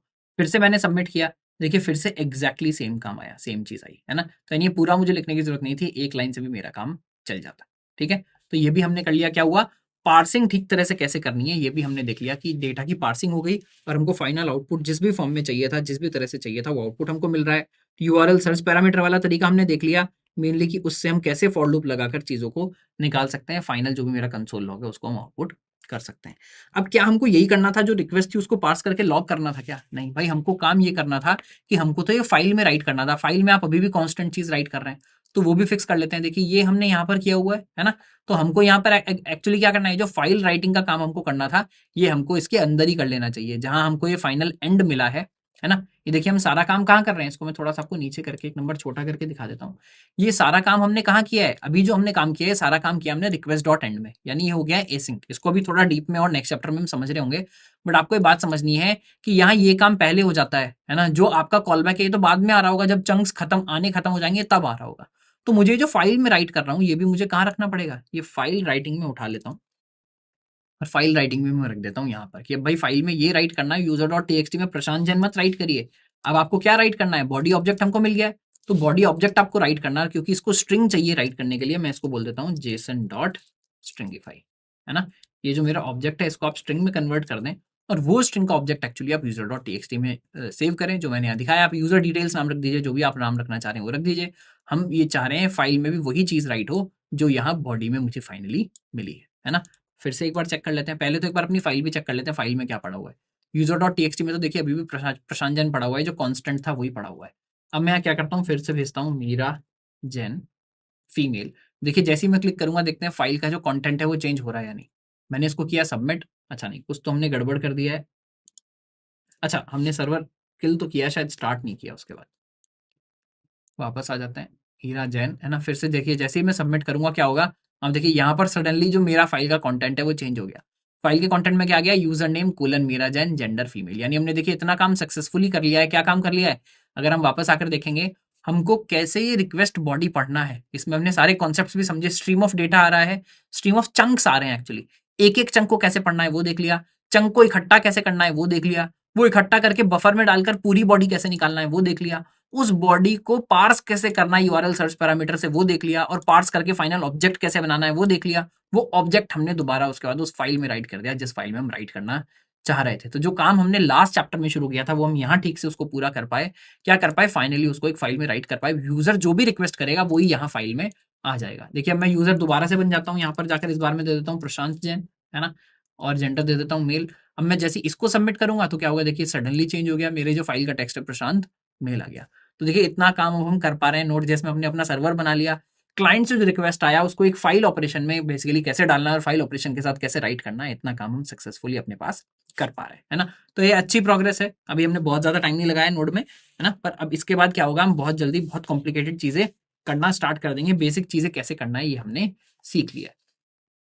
तो ये हो गया पार्सिंग रिक्वेस्ट। अभी यहाँ एक चीज हमको और देखना है जिसका नाम है यूजिंग मॉड्यूल्स। मॉड्यूल्स कैसे यूज करना है, सबसे पहले तो इसकी नीड ही समझेंगे कि मॉड्यूल्स यूज करने की नीड क्या है यहाँ पर अगर हम देखें, है ना। तो देखिए मैं चैप्टर 5 में हूँ, अभी हमने सारा कोड किसके अंदर लिखा हुआ है, यूजर डॉट जेएस एक ही फाइल है इसके अंदर लिखा हुआ है ना। चाहे कुछ भी कोड है, सारा का सारा कोड यहीं पर आ रहा है। हम क्या कर सकते हैं, हम इस कोड को छोटे छोटे पार्ट्स में तोड़ना स्टार्ट कर सकते हैं। कैसे, अगर मैं यहाँ पहले सबसे पहले एक ऐप डॉट जेएस बना लेता हूँ। देखिए यूजर तो अपना काम कर रहा है, यूजर वाला काम कर रहा है। यहाँ सबसे पहले हम क्या करते हैं, ऐप डॉट जेएस बना लेते हैं। मैंने बना लिया ऐप डॉट जेएस, है ना। मैं बोलूँ यार एक्चुअल सर्वर बनाने का जो मेन काम है वो सबका होना चाहिए, वो तो ऐप डॉट जेएस में होना चाहिए। तो मैं क्या करता हूँ, यहाँ से जो ये जो एचटीटीपी वाला काम था ये मैं ऐप डॉट जेएस में ले जाता हूँ। जो सर्वर बनाने वाला काम है ये मैं ऐप डॉट जेएस में ले जाता हूँ, है ना, क्रिएट सर्वर। उसको उसके बाद मैं यहाँ पर क्या करूंगा, लास्ट में जो सर्वर बनाकर हमको पोर्ट वगैरह लगाना होता है, ये भी सब काम, ये सब काम क्या है, ये तो सर्वर बनाने का काम है ना। अभी क्रिएट सर्वर को मैं एम्प्टी छोड़ देता हूँ, इतना मैंने बना लिया। अब देखिए अगर बस क्रिएट सर्वर में मेरे पास क्या आ जाए, वो फंक्शन आ जाए जो एक्चुअली रिक्वेस्ट को हैंडल करेगा, तो बाकी पूरा काम, पोर्ट नंबर वगैरह जो सेटअप वाला काम है, वो पूरा का पूरा काम हमने app.js में निकाल दिया और हम रन भी हर बार app.js कर पाएंगे, है ना। तो अब मुझे क्या करना है, यूजर ये जो हैंडलर है बस ये चाहिए, है ना। तो इसको मैं एज अ मेथड कहीं और से इस्तेमाल कर लेता हूँ। यहाँ क्या पास करना है मुझे, एक फंक्शन ही तो पास करना है। वो फंक्शन अगर मुझे मिल जाए तो फंक्शन में यहाँ पर पास कर सकता हूँ, है ना। तो मैं क्या करूंगा, वापस यूजर.js में भी जाकर देखूंगा। अब देखिए जो कोड हमने यहाँ लिखा हुआ था इस सब की यहाँ पर कोई जरूरत नहीं है ना। यहाँ पर क्रिएट सर्वर की कोई जरूरत नहीं है। अभी देखिए हम यहाँ क्या कर रहे हैं, बाकी अभी फाइल के ऑपरेशन वगैरह सब यहीं पर है। ये जो मैंने फंक्शन बनाया इसको मैं क्या करता हूँ, एक हैंडलर में डाल लेता हूँ। मान लीजिए इसका नाम मैंने रख लिया request handler is equal to. देखिए ये हम कर सकते हैं, एनोनिमस फंक्शन बनाने के बाद भी हम क्या कर सकते हैं, उसको कभी भी, ये ब्रैकेट अभी एक्स्ट्रा हो गया बस, यहाँ पर कोई भी एनोनिमस फंक्शन बनाने के बाद हम उसको क्या कर सकते हैं, किसी भी वेरिएबल में डाल सकते हैं। अब इसका नाम हो गया रिक्वेस्ट हैंडलर। अभी भी हम फंक्शन ऐसे ही बनाते आ रहे हैं मॉडर्न सिंटैक्स में। तो मैंने क्या किया, देखिए जो हम फंक्शन पास कर रहे थे क्रिएट सर्वर को, ये हमने अलग से निकाल लिया। जब हमने पहली बार बनाया था क्रिएट सर्वर तब भी हमने फंक्शन अलग बनाया हुआ था, बाद में अंदर मूव किया था। अब मैंने फिर से उसको बाहर ले गया मैं, और मैंने बोला भाई रिक्वेस्ट हैंडलर तो अलग से बनेगा, यूजर की जो रिक्वेस्ट हैंडल कर रहा है ये अलग से बनेगा। ये अपनी रिक्वेस्ट लॉग करेगा, अपनी जो राउटिंग है वो करेगा, है ना। यहाँ पर रिक्वेस्ट डॉट यूआरएल को हैंडल करेगा, यहाँ पर टू लोअर केस को हैंडल करेगा, फाइल राइटिंग करेगा, सारा जो एक्चुअल काम है वो ये कर रहा होगा, है ना। और ये मेरा हो गया रिक्वेस्ट हैंडलर। तो हम क्या कर सकते हैं, इस रिक्वेस्ट हैंडलर को हम कर सकते हैं एक्सपोर्ट अब, है ना। जैसे हम नॉर्मल अपने रिएक्ट में हम चीजों को एक्सपोर्ट करते आए थे, अगर रिएक्ट आपने देखा है तो जैसे वहां पर भी आप कंपोनेंट्स को एक्सपोर्ट करते हैं, यहाँ पर भी आप नॉर्मल फंक्शन को एक्सपोर्ट कर सकते हैं। यहाँ एक्सपोर्ट करने का सिंटैक्स क्या है, एक्सपोर्ट हम करेंगे यहाँ से देखकर। देखिए आप क्या कर सकते हैं, आप लिख सकते हैं module dot export is equal to request handler. जो आपके पास यहाँ ऑब्जेक्ट है उसको आप दे देंगे, तो मैं क्या यहाँ लिख दूंगा मॉड्यूल डॉट एक्सपोर्ट। आप मेरे मॉड्यूल से क्या एक्सपोर्ट कर दीजिए, रिक्वेस्ट हैंडलर, है ना। या मैं मान लीजिए इसका नाम क्या कर देता हूँ, यूजर रिक्वेस्ट हैंडलर। वैसे सिर्फ यूजर वाली रिक्वेस्ट हैंडल नहीं कर रहा है, सारी कर रहा है, बट फिर भी मान लीजिए क्योंकि यूजर फाइल में मैंने इसका नाम क्या रख दिया, module dot export user request handler. तो इसने बोला जिसको भी भाई मेरा हैंडलर यूज करना है कर सकता है। मुझे नहीं पता आप ये सर्वर में यूज करते हो, कहाँ यूज करते हो, मेरे को तो रिक्वेस्ट रिस्पॉन्स का अगर ऑब्जेक्ट मिलेगा तो मैं उसके हिसाब से पूरा का पूरा काम जो है वो कर दूंगा। अब ऐप.js के पास चैलेंज है कि भाई ये यूजर वाला आपको काम जो है वो यूज करना है। तो वो यूज आप कैसे करते हो, आपको क्या लिखना पड़ेगा, आपको लिखना पड़ेगा रिक्वायर। दोबारा जो हमने रिक्वायर पहले पढ़ा था, बट हमने ये भी देखा था कि अगर हमको बिल्ट इन मॉड्यूल्स हैं, कोर मॉड्यूल्स हैं, तो हम डायरेक्टली इस्तेमाल कर सकते हैं। बट अगर अपना मॉड्यूल है तो हम रिलेटिव पाथ देकर उसको इस्तेमाल करते हैं। तो मैं यहाँ क्या करूंगा, मैं फिर से लिखूंगा रिक्वायर। मुझे रिलेटिव पाथ देना है कि वो कहाँ पर है, तो मैं बोलूंगा डॉट स्लैश। डॉट स्लैश में देखिए खुद ही दिखा रहा है कि यूजर डॉट जेएस फाइल आपकी पड़ी हुई है, वही चाहिए कि आपको, मैंने कहा हाँ चाहिए। देखिए जब हमने रिक्वायर देखा था हमने ये भी देखा था कि डॉट जेएस आपको नहीं लगाना होता है, डॉट जेएस बाय डिफॉल्ट होता है, वो खुद से लगा लेता है। तो मैंने बोला भाई यूजर से जो भी निकाल रहे हो वो यहाँ रख लेना, है ना। और मैं क्या करता हूँ, कांस्टेंट, अब यहाँ वो नाम रख लेते हैं, तो मान लीजिए मैं रख लेता हूँ वहां से क्या निकालना है, यूजर रिक्वेस्ट हैंडलर आपको लेकर आना है। जब आप यहाँ इसको इंपोर्ट कर रहे हैं, एक तरह से रिक्वायर क्या है, ये इंपोर्ट है। जब मैं इंपोर्ट कर रहा हूँ यूजर फाइल को, यूजर वाले मॉड्यूल को, उस मॉड्यूल से आपको क्या मिलेगा, यूजर रिक्वेस्ट हैंडलर मिल जाएगा। और इस यूजर रिक्वेस्ट हैंडलर को मैं कहाँ पास कर दूंगा, डायरेक्टली उठाकर यहाँ पर पास कर दूंगा। तो जो चीज उसने यहाँ से एक्सपोर्ट किया था यूजर रिक्वेस्ट हैंडलर, वो मैंने यहाँ पास कर दिया। एक बात आपको दिखाने की बताने की जरूरत है कि ये जो नाम है जरूरी नहीं कि सेम हो। यहाँ मैं इसका नाम क्या कर सकता हूँ, यहाँ मैं किसी भी नाम से इसको इंपोर्ट कर सकता हूँ, यहाँ मैं इसको रिक्वेस्ट हैंडलर नाम से इंपोर्ट कर सकता हूँ। तो यहाँ पर आकर रिक्वेस्ट हैंडलर बन जाएगा। बोल सकता है भाई आपने यूजर रिक्वेस्ट हैंडलर एक्सपोर्ट किया होगा, बट मेरे को तो, मैं जिस कॉन्टेक्स्ट में यूज कर रहा हूँ मेरे लिए तो सारी रिक्वेस्ट में मैं आप ही को देने वाला हूँ, तो मैंने तो रिक्वेस्ट हैंडलर बना लिया, रिक्वेस्ट हैंडलर मैंने आपको दे दिया, मेरा काम हो गया। अभी हम क्या करेंगे, अब app.js को ही आप रन कर रहे होंगे और user.js अपने आप यूज हो जाएगी जब भी क्रिएट सर्वर ये करने की कोशिश करेगा। एक बार ये चलाकर देख लेते हैं। इसको मैंने कर दिया किल, भाई हम बोल तो रहे हैं अगेन ट्रस्ट बट वेरीफाई, ये चल भी रहा है या नहीं चल रहा है। नोड app.js देखिए वैसे ही बोल रहा है अभी सर्वर रनिंग, है ना। एक बार फिर से मैं यहाँ पर कुछ नाम डालकर देख लेता हूँ, मेरा जैन फीमेल सबमिट। कुछ हुआ, कुछ नहीं हुआ, लॉगिंग तो नहीं हुई है ना, यानी कुछ तो गड़बड़ हुई है। एक बार यहाँ पर चेक कर लेते हैं यूजर डॉट जेएस में क्या दिखा रहा है, सॉरी यूजर डॉट टीएक्सटी में क्या दिखा रहा है, प्रशांति दिखा रहा है, यानी कुछ तो गड़बड़ हो गई। एक बार ये चेक कर लेते हैं रिक्वेस्ट हैंडलर में, इसका मतलब जो चीज़ है वो आई है या नहीं आई है। कंसोल में भी हमको कुछ नहीं दिख रहा है। तो यहाँ पर प्रॉब्लम क्या हो रही है पता नहीं, रिक्वेस्ट जो मेरी कैंसिल हो रही है, यानी ये काम जो है हम ठीक से नहीं कर पाए हैं, कुछ तो गड़बड़ हमने की है। रिक्वायर सिंटेक्स ठीक है, यहाँ यूज़र रिक्वेस्ट हैंडलर लगा लीजिए या रिक्वेस्ट हैंडलर लगा लीजिए, दोनों हमने ट्राई कर लिए हैं, दोनों ही चल जानी चाहिए। वापस आ जाते हैं, यहाँ ये कोई एरर बता रहा है, क्या बता रहा है, अच्छा सॉरी हमने एक्सपोर्ट लिखा है, इसको हमको क्या लिखना होता है, एक्सपोर्ट, मॉड्यूल डॉट एक्सपोर्ट। शायद ये नोट्स में भी गलत हो गया, विल फिक्स इट, है ना। क्या होना चाहिए, module dot export is equal to user request handler, है ना। उसके बाद क्या है, यहाँ यूजर रिक्वेस्ट हैंडलर है, अगेन इसको मैं दोबारा से रिक्वेस्ट हैंडलर कर लेता हूँ जस्ट टू शो कि नाम अलग रखा जा सकता है। एक बार फिर से इसको किल करके चला लेते हैं। आई थिंक एस वाला गलती हो गया था, फिर से सबमिट करके देखते हैं मीरा। हाँ देखिए, इस बार सबमिट किया तो इस बार ही ठीक से चल गया। क्या बोल रहा है इस बार? Finally user name Meera Jain female सब यहाँ पर आ गया है। यूजर डॉट टी के अंदर जाके देखेंगे तो देखिए यहाँ भी यूजर नेम मीरा जैन आ गया। यानी जो काम हम पहले कर पा रहे थे सिर्फ यूजर डॉट से, अभी हम यहाँ से भी कर पाए। बट हमने क्या सीख लिया? हमने साथ साथ सीख लिया कि कैसे हम कोई भी जो कोड है उसको अलग ले जा सकते हैं। देखिए अभी भी यूजर डॉट ही बहुत अच्छा कोड नहीं लिखा हुआ है। आपको क्या करना चाहिए? शायद एक हैंडलर अलग से लगाना चाहिए जो सिर्फ राउटिंग करता हो, यानी स्लैश के लिए क्या हैंडलिंग करना है, अगर कोई पोस्ट रिक्वेस्ट आया तो उसके लिए क्या हैंडलिंग करना है, एक फाइल को सिर्फ ये करना चाहिए। और इंटरनली मान लीजिए स्लैश की हैंडलिंग के लिए एक अलग फाइल होना चाहिए ना, होम हैंडलर। उसके अलावा सबमिट रिक्वेस्ट हैंडलर एक अलग होना चाहिए। वो ये क्या कर रहा होगा? यूजर डॉट भी है, इसका मान लीजिए हम नाम रख देंगे राउट डॉट या हैंडल डॉट वट एवर। ये इन सबको इंटरनली काम करा रहा होगा। बट मेरा मोटिव यहाँ क्या था दिखाने का आपको? ये दिखाने का था कि आप मॉड्यूल डॉट एक्सपोर्ट्स वाला जो सिंटेक्स है ये आप सीख जाएं, किस तरह से इसको एक्सपोर्ट करना है, किस तरह से अपने मॉड्यूल को इंपोर्ट करना है, दोनों चीजें हमको आ जानी चाहिए। ठीक है, तो ये हो गया कि हमको मॉड्यूल को यूज कैसे करना है ना, कैसे हमको इसको एक्सपोर्ट करना है, दोनों चीज हमने देख लिया। यहाँ बस क्या आ जाएगा? ऐसा आ जाएगा। तो कैसे हमको इसको एक्सपोर्ट करना है और कैसे हमको उसको रिक्वायर लगाकर, जो अगर हमारा लोकल मॉड्यूल है तो कैसे उसको इंपोर्ट करना है। अब यहाँ पर क्या है, इसके और भी सिंटेक्सेस हैं। अगर आप मॉड्यूल यूज कर रहे हैं तो आप यहाँ पर क्या लगा सकते हैं? देखिए मैंने इसका मतलब हर जगह गलती किया होगा। ये जहां जहां भी एक्सपोर्ट लगाया ना, यहाँ हर जगह एक्सपोर्ट्स हमको लगाना पड़ेगा, है ना। तो यहाँ पर हम क्या बोल रहे हैं, आप लिख सकते हैं मॉड्यूल डॉट एक्सपोर्ट्स, और यहाँ पर मल्टीपल चीजें भी अगर आपको एक फाइल से एक्सपोर्ट करनी है आप वो भी कर सकते हैं। अभी तक हम क्या कर रहे थे अपने कोड में? हम सिर्फ एक ही चीज एक्सपोर्ट कर रहे थे, एक ही फाइल एक्सपोर्ट कर रहे थे। अगर मैं यहाँ हूँ, है ना, आप यहाँ क्या कर सकते हैं? एक्सपोर्ट्स के अंदर ये जो हमने डायरेक्टली वैल्यू दिया है, यहाँ आप इसको एक ऑब्जेक्ट भी बना सकते हैं, और उस ऑब्जेक्ट में मल्टीपल चीजें भी अगर आपको एक्सपोर्ट करनी है तो वो भी आप कर सकते हैं, जैसे हमने यहाँ दिखाया। कहाँ? हम नोट्स में देख रहे हैं क्या कि मैं यहाँ से एक हैंडलर भी मान लीजिए एक्सपोर्ट कर रहा हूँ, साथ में एक एक्स्ट्रा भी एक्सपोर्ट कर रहा हूँ, है ना। मैं ऐसी कुछ भी एक्स्ट्रा नाम दिखाने की कोशिश कर रहा हूँ, बट आपको मल्टीपल अगर हैंडलर एक ही फाइल के अंदर बनाना है, मल्टीपल चीजें एक्सपोर्ट करनी है, तो वो यहाँ पर पॉसिबल है। उसके बाद क्या है, अगर अलग अलग आप इनको लगाना चाहते हैं, अलग अलग भी आप लगा सकते हैं। Module dot exports dot handler, module dot exports dot extra, है ना। क्या एक्चुअली ऑब्जेक्ट्स की अलग अलग सिंटेक्सेस हैं बस, है ना। तो आप ये भी यूज कर सकते हैं। और यहाँ पर जो अगर शॉर्टकट आप यूज करना चाहें, मॉड्यूल डॉट एक्सपोर्ट्स आप हटा सकते हैं। आपको मॉड्यूल लिखने की जरूरत नहीं, आप सीधे क्या लिख सकते हैं, exports dot handler is equal to this and exports dot extra is equal to this, है ना। ये शॉर्टकट है जो हमको कौन प्रोवाइड कर रहा है? जो हमारा नोड है वो प्रोवाइड कर रहा है कि आपको हर बार ये पूरा ना लिखना पड़े। मॉड्यूल डॉट एक्सपोर्ट्स डॉट आपका नाम जो भी है, आप सीधे एक्सपोर्ट्स डॉट नाम लिख दीजिए, वो भी आपका चल जाएगा। ठीक है, तो ये हो गया हमारा मॉड्यूल्स हमको कैसे यूज करना है। यहाँ पर क्या होगा, यहाँ पर आ जाएंगे हम प्रैक्टिस सेट पर, है ना। देखिए सबसे इंपॉर्टेंट पीस होता है, बहुत सारे बच्चे यहीं पर वीडियो छोड़ देते हैं कि बस हमारा काम हो गया, प्रैक्टिस सेट पर हम पहुंच गए, हमने जो कॉन्सेप्ट देखने थे वो देख लिए, काम हो गया। देखिए काम हुआ नहीं, काम अब शुरू हुआ है। अब एक्चुअली समझ आएगा जब आप अपने हाथ से कर रहे होंगे, साथ साथ देख रहे होंगे, एक नया एक्सरसाइज कर रहे होंगे, तो आपको समझ आएगा कि हमको चीजें कितनी समझ में आई हैं और कितनी समझ में नहीं आई हैं। तो प्रैक्टिस सेट क्या है? अगर आप लोग खुद एक बार पढ़ के देखना चाह रहे हैं तो एक बार इस वीडियो को यहीं पॉज कर लीजिए, पहले खुद से एक बार पढ़ के समझने की कोशिश कीजिए, है ना। क्योंकि ये भी इंटरव्यू में, बाकी चीजों में एक बहुत बड़ा फैक्टर होता है कि आप प्रॉब्लम को पढ़ के समझ पा रहे हैं या नहीं, या समझ के आपको कुछ चीजें जो नहीं समझ आई आपके मन में करेक्ट क्वेश्चन हैं या नहीं। वो क्वेश्चन अभी आप रख लीजिए अपने पास, है ना। उसके बाद आपको जब मैं इसको एक्सप्लेन करूंगा तो मोस्ट प्रॉब्ली क्वेश्चन आंसर हो जाएंगे। तब भी आंसर नहीं हुए तो आप कमेंट सेक्शन में डेफिनेटली हमको बता सकते हैं। तो एक बार देख लेते हैं हम टास्क क्या है। टास्क है क्रिएट अ कैलकुलेटर, एक कैलकुलेटर बनाना है, बहुत अच्छी बात है। Create a new Node.js project named calculator, पहले एक नया प्रोजेक्ट बनाना है हमको कैलकुलेटर नाम से, चलिए बहुत अच्छी बात है। ऑन द होम पेज राउट, यानी जब कोई होम पेज पर आ रहा है उसके show a welcome message and a link to calculator page. Home page पर हमको क्या दिखाना है? वेलकम मैसेज दिखाना है, और साथ में एक लिंक होना चाहिए, go to calculator, something like that. ठीक बात है। जब उस लिंक पर कोई क्लिक करे और स्लैश कैलकुलेटर पेज पर जाए तो display a form with 2 input fields and a sum button. तो हमको क्या दिखाना है वहां पर?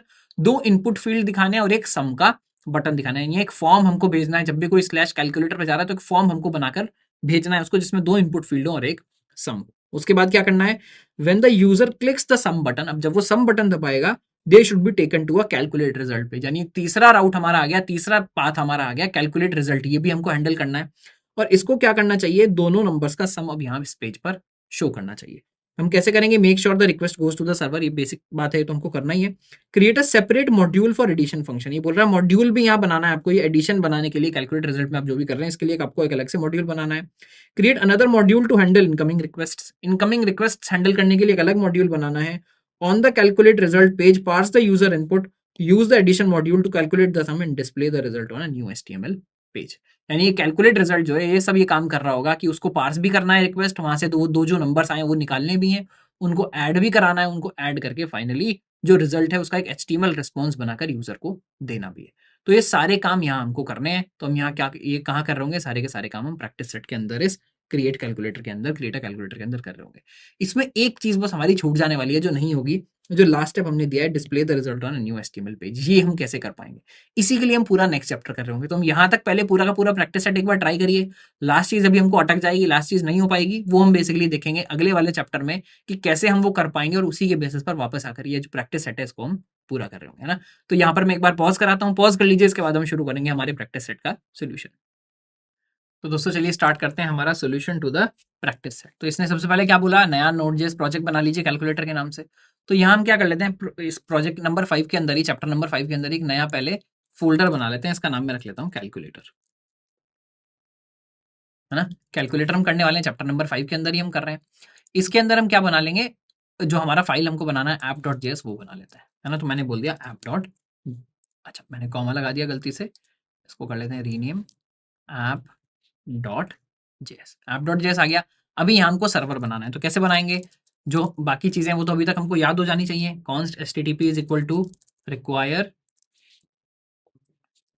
एचटीटीपी, एचटीटीपी हमने रिक्वायर कर लिया। इसके बाद क्या करेंगे, एचटीटीपी डॉट क्रिएट सर्वर, यहाँ ही क्या देगा, इसको भी फंक्शन देना है, कोई बात नहीं। ये रिटर्न क्या करेगा, मुझे कॉन्स्टेंट रिटर्न करेगा विद द नेम सर्वर, है ना। यानी इसने मुझे एक ऑब्जेक्ट रिटर्न कर दिया सर्वर नाम का। अब मैं क्या करूंगा, सर्वर स्टार्ट कर रहा हूँ, तो मान लीजिए मैं क्या सबसे पहले पोर्ट डिक्लेयर कर लेता हूँ, कॉन्स्ट पोर्ट मेरा क्या होना चाहिए, वापस 3000 पे हम मान लीजिए आ जाते हैं, एक बार देख लेंगे सिस्टम में कहाँ चल रहा है 3000। उसके बाद हमको क्या करना है, सर्वर डॉट लिसन, क्या हम करते थे, है ना। ये तो मेरा ऐप डॉट जेएस खुला हुआ है, यूजर डॉट जेएस पुराना हम बंद कर देते हैं, यूजर डॉट टीएक्सटी बंद कर देते हैं। ऐप डॉट जेएस किसका बना हुआ है, अच्छा ये हमारे पुराने वाले का बना हुआ है, इसको भी अभी हम बंद कर सकते हैं, इसकी हमको जरूरत नहीं है, इसको भी हम बंद कर देते हैं, है ना। लिसन में हमको क्या क्या देना है, पोर्ट देना एक तो, और दूसरा एक ही कंप्लीशन पर जैसे ही स्टार्ट करता है हमको एक फंक्शन रन करने का मौका देता है। तो यहाँ हम क्या करेंगे, वही कंसोल डॉट लॉग, ताकि हमको हर बार सक्सेसफुली पता चल जाता है कि सर्वर स्टार्ट हो गया है। यहाँ मैं क्या लिख दूंगा, द, हमने पिछली बार क्या लिखा हुआ था, सर्वर रनिंग ऑन एड्रेस, तो इसी को मैं कॉपी कर लेता हूँ यहाँ से, है ना। यहाँ हम कर लेते हैं server running on address H T T P colon local host, और 3001 की जगह हम क्या लिख देंगे, डॉलर डबल स्लैश, डॉलर क्यों नहीं चल रहा है, क्योंकि हमने बैकटिक्स नहीं लगाए, बैकटिक्स लगा लेते हैं। अभी देखिए अब वाला जो कोड है ये मैं थोड़ा स्पीड से कर रहा हूँ, है ना, क्योंकि हम ये एक्सपेक्ट कर रहे हैं कि सारी चीजें हम करके आए हैं। अगर आपको कुछ चीज वापस जाकर देखनी है तो आप देख सकते हो, बट थोड़ा सा स्पीड से करेंगे ताकि हम ये देख पाएंगे कि प्रैक्टिस सेट में अब हमको चीजें कैसे करनी है। तो देखिए इतना तो बन गया, मेरा सर्वर जो है वो स्टार्ट हो जाएगा, बस अभी मैंने कोई फंक्शन नहीं दिया है ना। कोई बात नहीं, अभी पहले वापस आकर देख लेता हूँ और क्या बोला इसने। इसने राउटिंग वाली तो बोली है, बट इसने बोला है सेपरेट मॉड्यूल बनाना है एडिशन फंक्शन के लिए, और सेपरेट मॉड्यूल बनाना है इनकमिंग रिक्वेस्ट हैंडल करने के लिए, है ना। तो मैं क्या करता हूँ, सबसे पहले इनकमिंग रिक्वेस्ट हैंडलर यहाँ पर बना लेता हूँ, है ना। मैं यहाँ क्या बना लेता हूँ, एक नया बना लेते हैं, इसको हम बोल लेते हैं, मान लीजिए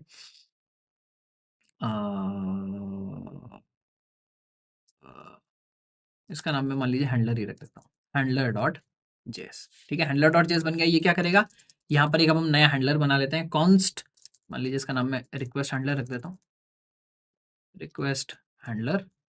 ये क्या करेगा, एक फंक्शन हम बनाने की यहाँ कोशिश कर रहे हैं जो क्या लेता हो, रिक्वेस्ट और रिस्पॉन्स, दो ऑब्जेक्ट लेता हो, बस इतना ही हमको करना था। साथ साथ यहाँ क्या कर देंगे, एक्सपोर्ट्स डॉट, हमने देखा था सिंटैक्स अभी क्या कि डायरेक्ट एक्सपोर्ट्स यूज कर सकते हो, exports dot request handler is equal to request handler, है ना। एक बार चलाकर देखते हैं, इससे चल जाना चाहिए।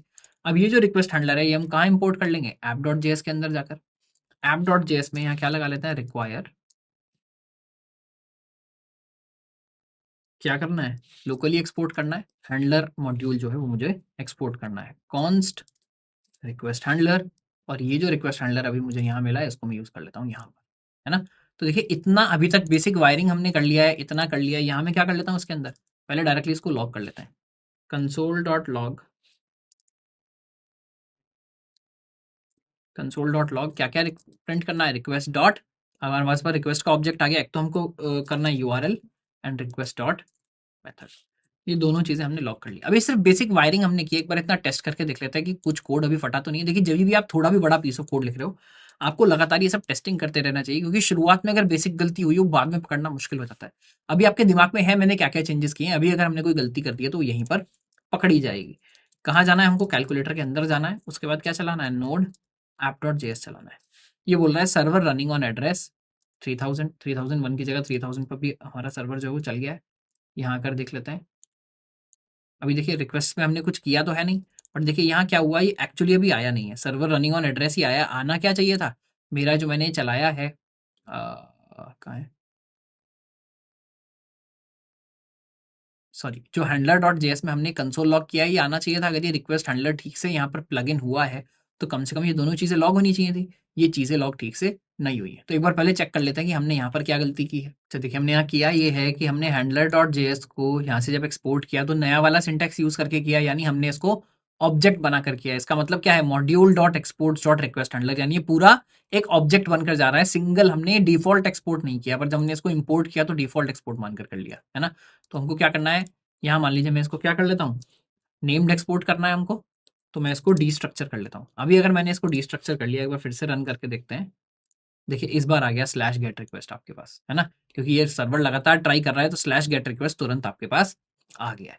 तो हमको, हमने जितना भी वायरिंग किया था इतना हमको काम ठीक से समझ आ गया, ये कैसे काम चल रहा है ये हमको समझ आ गया। देखिए इसलिए क्या है, लगातार टेस्टिंग करते रहना जरूरी है, कहीं अगर हमने कुछ मिस किया है तो वो इमीडिएटली पकड़ा जाए। तो अभी इतना काम मेरा जो ठीक से है वो चल रहा है, यानी ये जो रिक्वेस्ट है ये लॉग ठीक से होना स्टार्ट हो गई है। तो अगर मैं यहाँ वापस आ जाऊं, तो जो पहला काम था ये हो गया। अब क्या करना है, होम पेज पर ये बोल रहा है show a welcome message and a link to the calculator page. तो यहाँ हमको एक वेलकम मैसेज दिखाना है ना। फिलहाल सबसे पहले हम कंपेयर कर लेते हैं, if request dot U R L is equal to, क्या हमको चेक करना है, अगर कोई होम पर आया है तो, होम पर आया है तो हम क्या करेंगे, ये देखिए जो पुराने वाला कोड है इसी से हम अभी फिलहाल ले लेते हैं, ये बार बार हमको काफ़ी ज़्यादा टाइप करना पड़ेगा।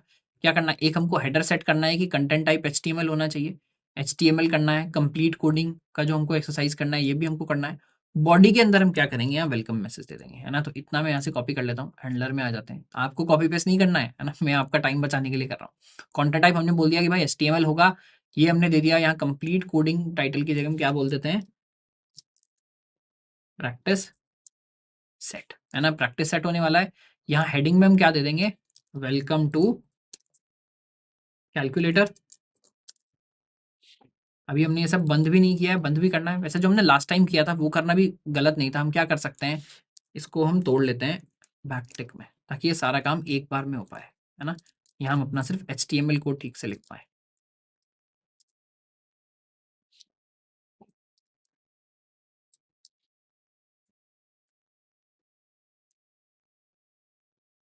इसको मैं बंद कर देता हूँ, बैकटिक राइट दिस, है ना।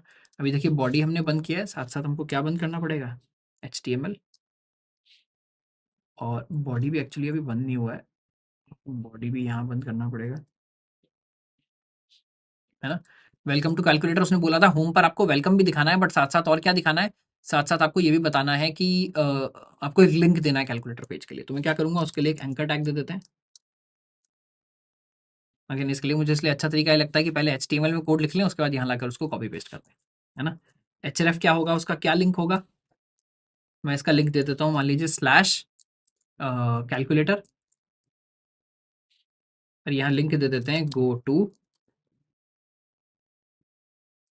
कैलकुलेटर, है ना।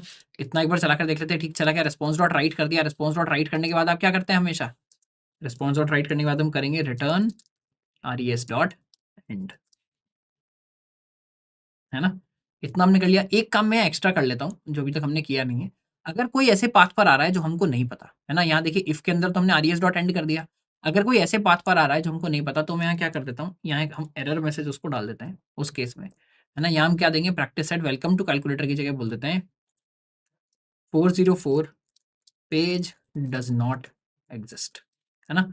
और यहाँ इसकी जगह हम स्लैश लगा देते हैं और यहाँ इसको मैसेज दे देते हैं गो टू, है ना। ये एक्चुअली आपकी प्रैक्टिस सेट में था नहीं, मैं ऐसे ही आपको करा रहा हूँ यहाँ पर।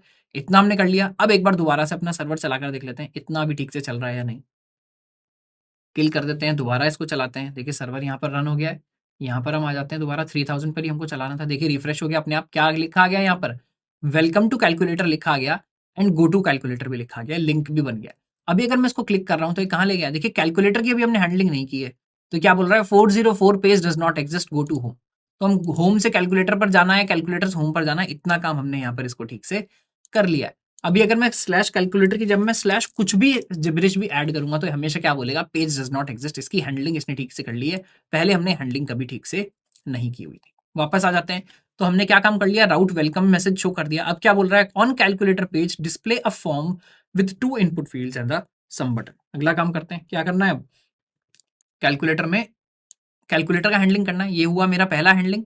इसके बाद मैं क्या बोलूंगा, मैं बोलूंगा else if request dot URL, अगर क्या हो आपका स्लैश कैलकुलेटर हो। और ये हमने क्या बोला था, हमेशा यहां पर क्या कर लो, टू, ये सजेस्ट नहीं कर रहा है, to lower case I think होता है, एक बार चलाकर देख लेते हैं, पता चल जाएगा, है ना। To lower case. अब क्या होगा, अगर कैलकुलेटर पर आए हैं तो क्या करना है, सबसे पहले तो ये उठाकर कॉपी कर लेते हैं, इतना तो करना ही है ना। कॉपी कर लिया, पेस्ट कर लिया, यानी क्या करना है, कंटेंट टाइप हमको बताना है, एचटीएमएल पेज ही हम देने वाले हैं, प्रैक्टिस सेट। यहाँ क्या बोलेंगे, ऊपर हम बोल देते हैं हियर इज द कैलकुलेटर, है ना। हमको इस बार एंकर टैग नहीं दिखाना, हमको क्या देना है, इनपुट फील्ड देना है। तो एक इनपुट फील्ड बना लेते हैं, input type text, placeholder दे देते हैं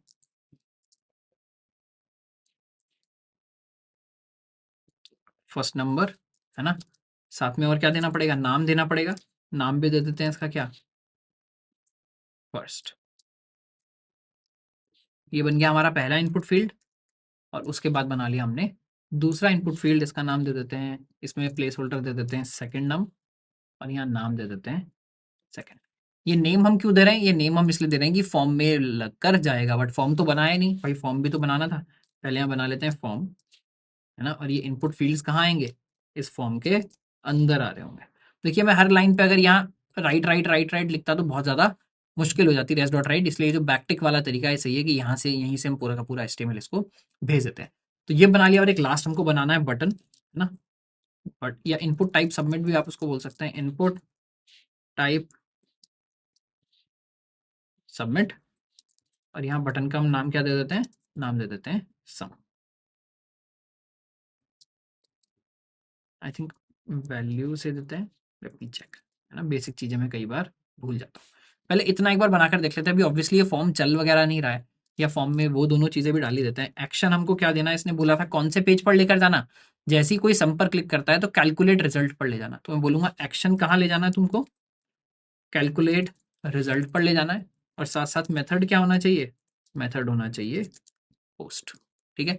अब एक बार स्लैश कैलकुलेटर को चलाकर देख लेते हैं। सर्वर किल करेंगे, सर्वर दोबारा स्टार्ट करेंगे, वापस यहाँ आ जाएंगे, वापस आएंगे, गो टू कैलकुलेटर अब जब करेंगे तो देखिए कहाँ आ गए हम, हियर इज द कैलकुलेटर में आ गए। फर्स्ट नंबर एंटर करने के लिए बोल रहा है, सेकंड नंबर एंटर करने के लिए बोल रहा है, सम बटन बोल रहा है। अभी क्या करो, ये भी एक बार लोकली हमको चेक करना है, टेस्ट करना है। कैसे करेंगे टेस्ट, यहाँ मैं नंबर डाल देता हूँ, मान लीजिए मैंने डाल दिया 5 एंड 6, है ना। अब सम दबाया तो देखिए यहाँ से रिक्वेस्ट गई, हम आ तो गए ऑब्वियसली 404 पर, क्योंकि कैलकुलेट रिजल्ट हमने हैंडल नहीं किया था। बट एक बार ये जो कैलकुलेट रिजल्ट गया इसमें देख लेते हैं हमारा जो चीजें जानी थी, हमारा जो रिक्वेस्ट जाना था वो ठीक से गया भी या नहीं। तो अगर मैं पेलोड में देख रहा हूँ तो देखिए पेलोड में दिख गया फर्स्ट 5 चला गया, सेकंड 6 चला गया, ये दोनों चीजें ठीक से हमारी चली गई, है ना। तो ये जो सेकंड वाला काम था हमारा, ये भी हमारा काम पूरा हो गया, यानी हैंडलिंग ऑफ स्लैश कैलकुलेटर भी हमारी पूरी हो गई। वापस आ जाते हैं। उसके बाद अब क्या करना है, लास्ट हैंडलिंग हमारी बची हुई है, when the user clicks the sum button. अब उसने सम बटन दबा दिया, they should be taken to a calculate result page which shows the sum of the two numbers. अब यहाँ पर हमको 2 नंबर का सम दिखाना है, और साथ साथ इसने ये भी बोला था कि इसके लिए भी अलग आपको मॉड्यूल जो है वो क्रिएट करना है ना। तो अब मैं क्या करता हूँ, यहाँ एक मान लीजिए नया मॉड्यूल हम क्रिएट कर लेते हैं, सम डॉट जेएस। ये क्या करेगा, सम कर रहा होगा। इसको हम क्या देंगे, अ, इसको हम दे देते हैं रिक्वेस्ट ही दे देंगे, है ना। तो मैं बना लेता हूँ const sum request handler is equal to request response. इसको दोनों चीज़ें हम दे देते हैं, भाई ये तुम्हारा काम है करना। और यहाँ क्या करेंगे, एक्सपोर्ट करना है, तुम बोल देंगे exports dot sum request handler, same ही नाम दे देते हैं, is equal to sum request handler. इसको हम क्या करेंगे, हैंडलर में इंपोर्ट कर लेंगे। इंपोर्ट का मतलब रिक्वायर, तो बोलूंगा रिक्वायर, क्या नाम हमने रखा है, हमने फाइल का नाम रखा है सम, है ना। और यहाँ से लेना क्या है, कॉन्स्ट सम रिक्वेस्ट हैंडलर। और गलती नहीं करेंगे इस बार, ये क्या है, नेम्ड इंपोर्ट है, नेम्ड एक्सपोर्ट है, तो हमको क्या करना पड़ेगा, इसको डी स्ट्रक्चर करना पड़ेगा। डी स्ट्रक्चर कर लिया। अब मैं क्या बोलूंगा, यहाँ एक और एल्सिफ लगा देते हैं, एल्सिफ। इस बार तीसरा रिजल्ट क्या है, तीसरा पेज क्या है जो मुझे हैंडल करना है, उसके अंदर आप पहले सम रिक्वेस्ट हैंडलर को कॉल कर लेते हैं। यहाँ एल्सिफ में आप क्या लगाएंगे, ये जो कंडीशन हमने लगाई थी यही लगा देते हैं सबसे पहले तो, है ना। सिर्फ क्या होगा, कैलकुलेटर की जगह हम यहाँ क्या चेक कर रहे होंगे, कैलकुलेट रिजल्ट, है ना। कैलकुलेट रिजल्ट मैंने कर दिया, कैलकुलेट रिजल्ट आएगा, टू लोअर केस में मैच हो जाएगा। और क्या मैच करेंगे हम, पिछली बार हमने और क्या मैच किया था, साथ में मैच कर लेंगे रिक्वेस्ट डॉट मेथड होना चाहिए आपका पोस्ट टाइप का। आप पोस्ट टाइप के हैं तो ही यहाँ पर चल पाएंगे, है ना, तो ही यहाँ आना चाहिए। तो मैं क्या करूंगा, आपको रिक्वेस्ट सम हैंडलर में पास कर दूंगा और यहाँ में क्या पास कर देता हूँ, रिक्वेस्ट एंड रेस्पॉन्स, कि भाई ये हैंडलिंग तुम करो, ये हैंडलिंग हमको नहीं करनी।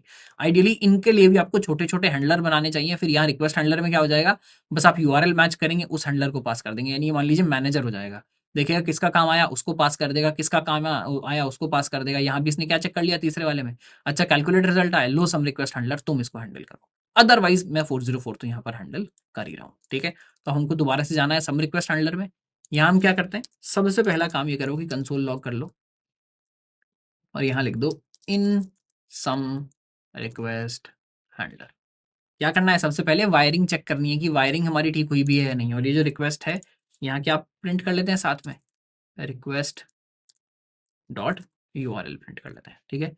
फिर इसको किल करते हैं, फिर इसको रन करते हैं, वापस आ जाते हैं, यहाँ भी वापस आ जाते हैं, फिर से इस बार सम दबाते हैं। 404 नहीं आना चाहिए, पाथ हमने ऐड कर दिया है। सम दबाया, अभी भी देखिए क्या आया, 404 आया, यानी कुछ तो हमने गड़बड़ कर दी। कैलकुलेट रिजल्ट या तो हमने ठीक से नहीं लिखा। हैंडलर में आ जाते हैं,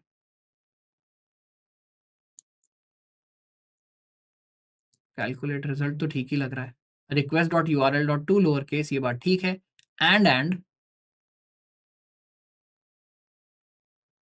अच्छा देखिए हमने क्या किया, हमने हैंडल कर दिया, बट उसके बाद यहाँ तो ये फिर भी जा ही रहा है। ये जो तरीका है यहाँ तो ये फिर भी जा ही रहा है। रिक्वेस्ट को हमने एंड तो किया नहीं है, रिस्पॉन्स को हमने एंड तो किया नहीं है। तो यहाँ हमको क्या करना पड़ेगा, यहाँ हमको रिटर्न करना पड़ेगा, है ना।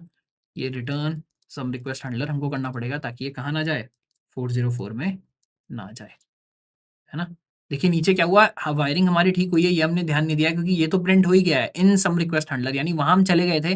बट बाद में इसने 404 इसलिए प्रिंट कर दिया क्योंकि आपने यहाँ से रिटर्न नहीं किया था। चलिए यहाँ भी एक गलती पकड़ी गई, बहुत अच्छी बात है। अब आ जाते हैं सम में। अब हमको यहाँ काम स्टार्ट करना है।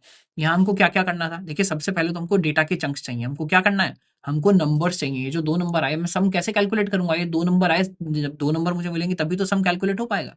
तो सबसे पहले वो चाहिए, तो मैं क्या बोलूंगा, रिक्वेस्ट डॉट ऑन, जो हमने पिछली बार किया था क्या, डेटा जब भी आपके पास आए, चंक आपके पास आएंगे, चंक आप कहाँ डालेंगे, बॉडी एरे में। देखिए सारा काम हम ये पहले करके आए हैं, है ना।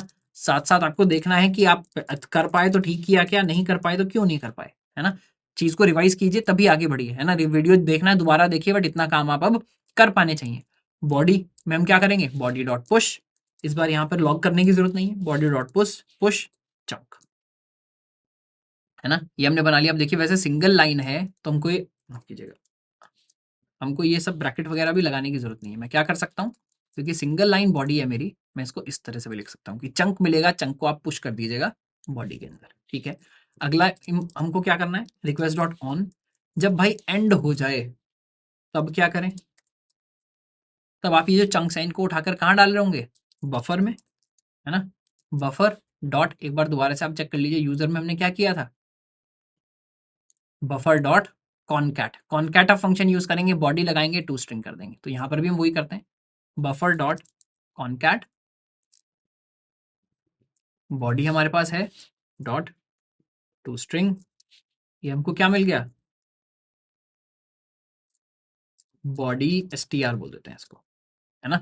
स्ट्रिंग मिल गया, इसको हमको किसको पास करना है, न्यू यूआरएल सर्च परम्स, यहाँ पास कर देंगे बॉडी str कॉन्स्ट पैरम्स। ये क्या करेगा, ये इसको अगेन दोबारा आप ये जरूरी नहीं है कि सिंटैक्स इमीडिएटली आपको याद रहे, आपको बस पता होना चाहिए कि इस तरह से यूज कर सकते हैं। इससे हमको पैरम्स मिल गया। इस बार लंबे वाला तरीका नहीं करेंगे, सीधे छोटे वाला तरीका कर लेंगे। क्या, मान लीजिए बोल देता हूँ मैं बॉडी ओबीजे, कैसे मिलेगा, object dot from entries params. अब मेरे को क्या मिल गया होगा, दोनों नंबर मिल गए होंगे जिनका नाम होना चाहिए फर्स्ट एंड सेकंड, उनको मुझे ऐड करना है ना। यहाँ रिजल्ट कैलकुलेट कर लेते हैं, constant result is equal to body OBJ dot first. अभी यहाँ पर एक गलती होने वाली है, आप देखिएगा अभी समझ आएगा, and body OBJ dot second. कुछ लोग गैस करिएगा कि हम यहाँ क्या गलती अभी कर रहे हैं। यहाँ और मैं क्या करता हूँ, कंसोल डॉट लॉग, साथ में क्या लॉग कर देंगे, रिजल्ट को हम लॉग कर देते हैं। 5 और 6 का फिलहाल रिजल्ट क्या आ जाना चाहिए, 11 आ जाना चाहिए। चलिए देख लेते हैं एक बार। किल किया, दोबारा से स्टार्ट किया, वापस आए, 5 और 6 यहाँ पहले से पड़ा हुआ है। सम मैं दबा देता हूँ, सम मैंने दबा दिया। देखिए यहाँ पर क्या प्रिंट हो गया, NaN प्रिंट हो गया है ना। यानी कुछ तो गड़बड़ है, फर्स्ट और सेकंड या तो ठीक से नहीं आए हैं। और हम क्या लॉग कर देते हैं, बॉडी ऑब्जेक्ट से पहले लॉग कर देते हैं। फिर से रन करते हैं, फिर से सम करते हैं, तो देखिए क्या हुआ, बॉडी बॉडी ओबीजे भी जो है वो अच्छा एम्प्टी आया। यानी कुछ कुछ तो हमने गड़बड़ कर दिया। यहाँ पर एक बार चेक कर लेते हैं, बफर डॉट कॉनकैट, एंड पे हम आए तो हैं, है ना। चलिए एक बार हमको ये जो चंक है, इससे पहले एक बार बॉडी ओबीजे से पहले भी और भी हमको लगाने पड़ेंगे। जो बॉडी स्ट्रिंग था इसको भी एक बार करके देख लेते हैं, बॉडी स्ट्रिंग क्या आया था।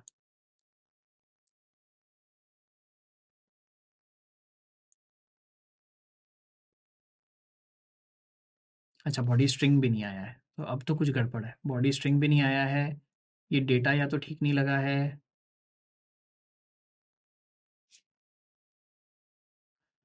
देखिए डिबगिंग करना भी वैसे अगले से अगला चैप्टर जो है वहाँ हम सीरियस डिबगिंग कैसे करनी है वो देखेंगे। अभी मैं वैसे ही डिबगिंग कर रहा हूँ जैसे मैं आपके साथ मुझे करना चाहिए। एक कंसोल डॉट लॉग यहाँ लगा लेते हैं, फिर ये चंक कॉल ही नहीं हुआ क्या।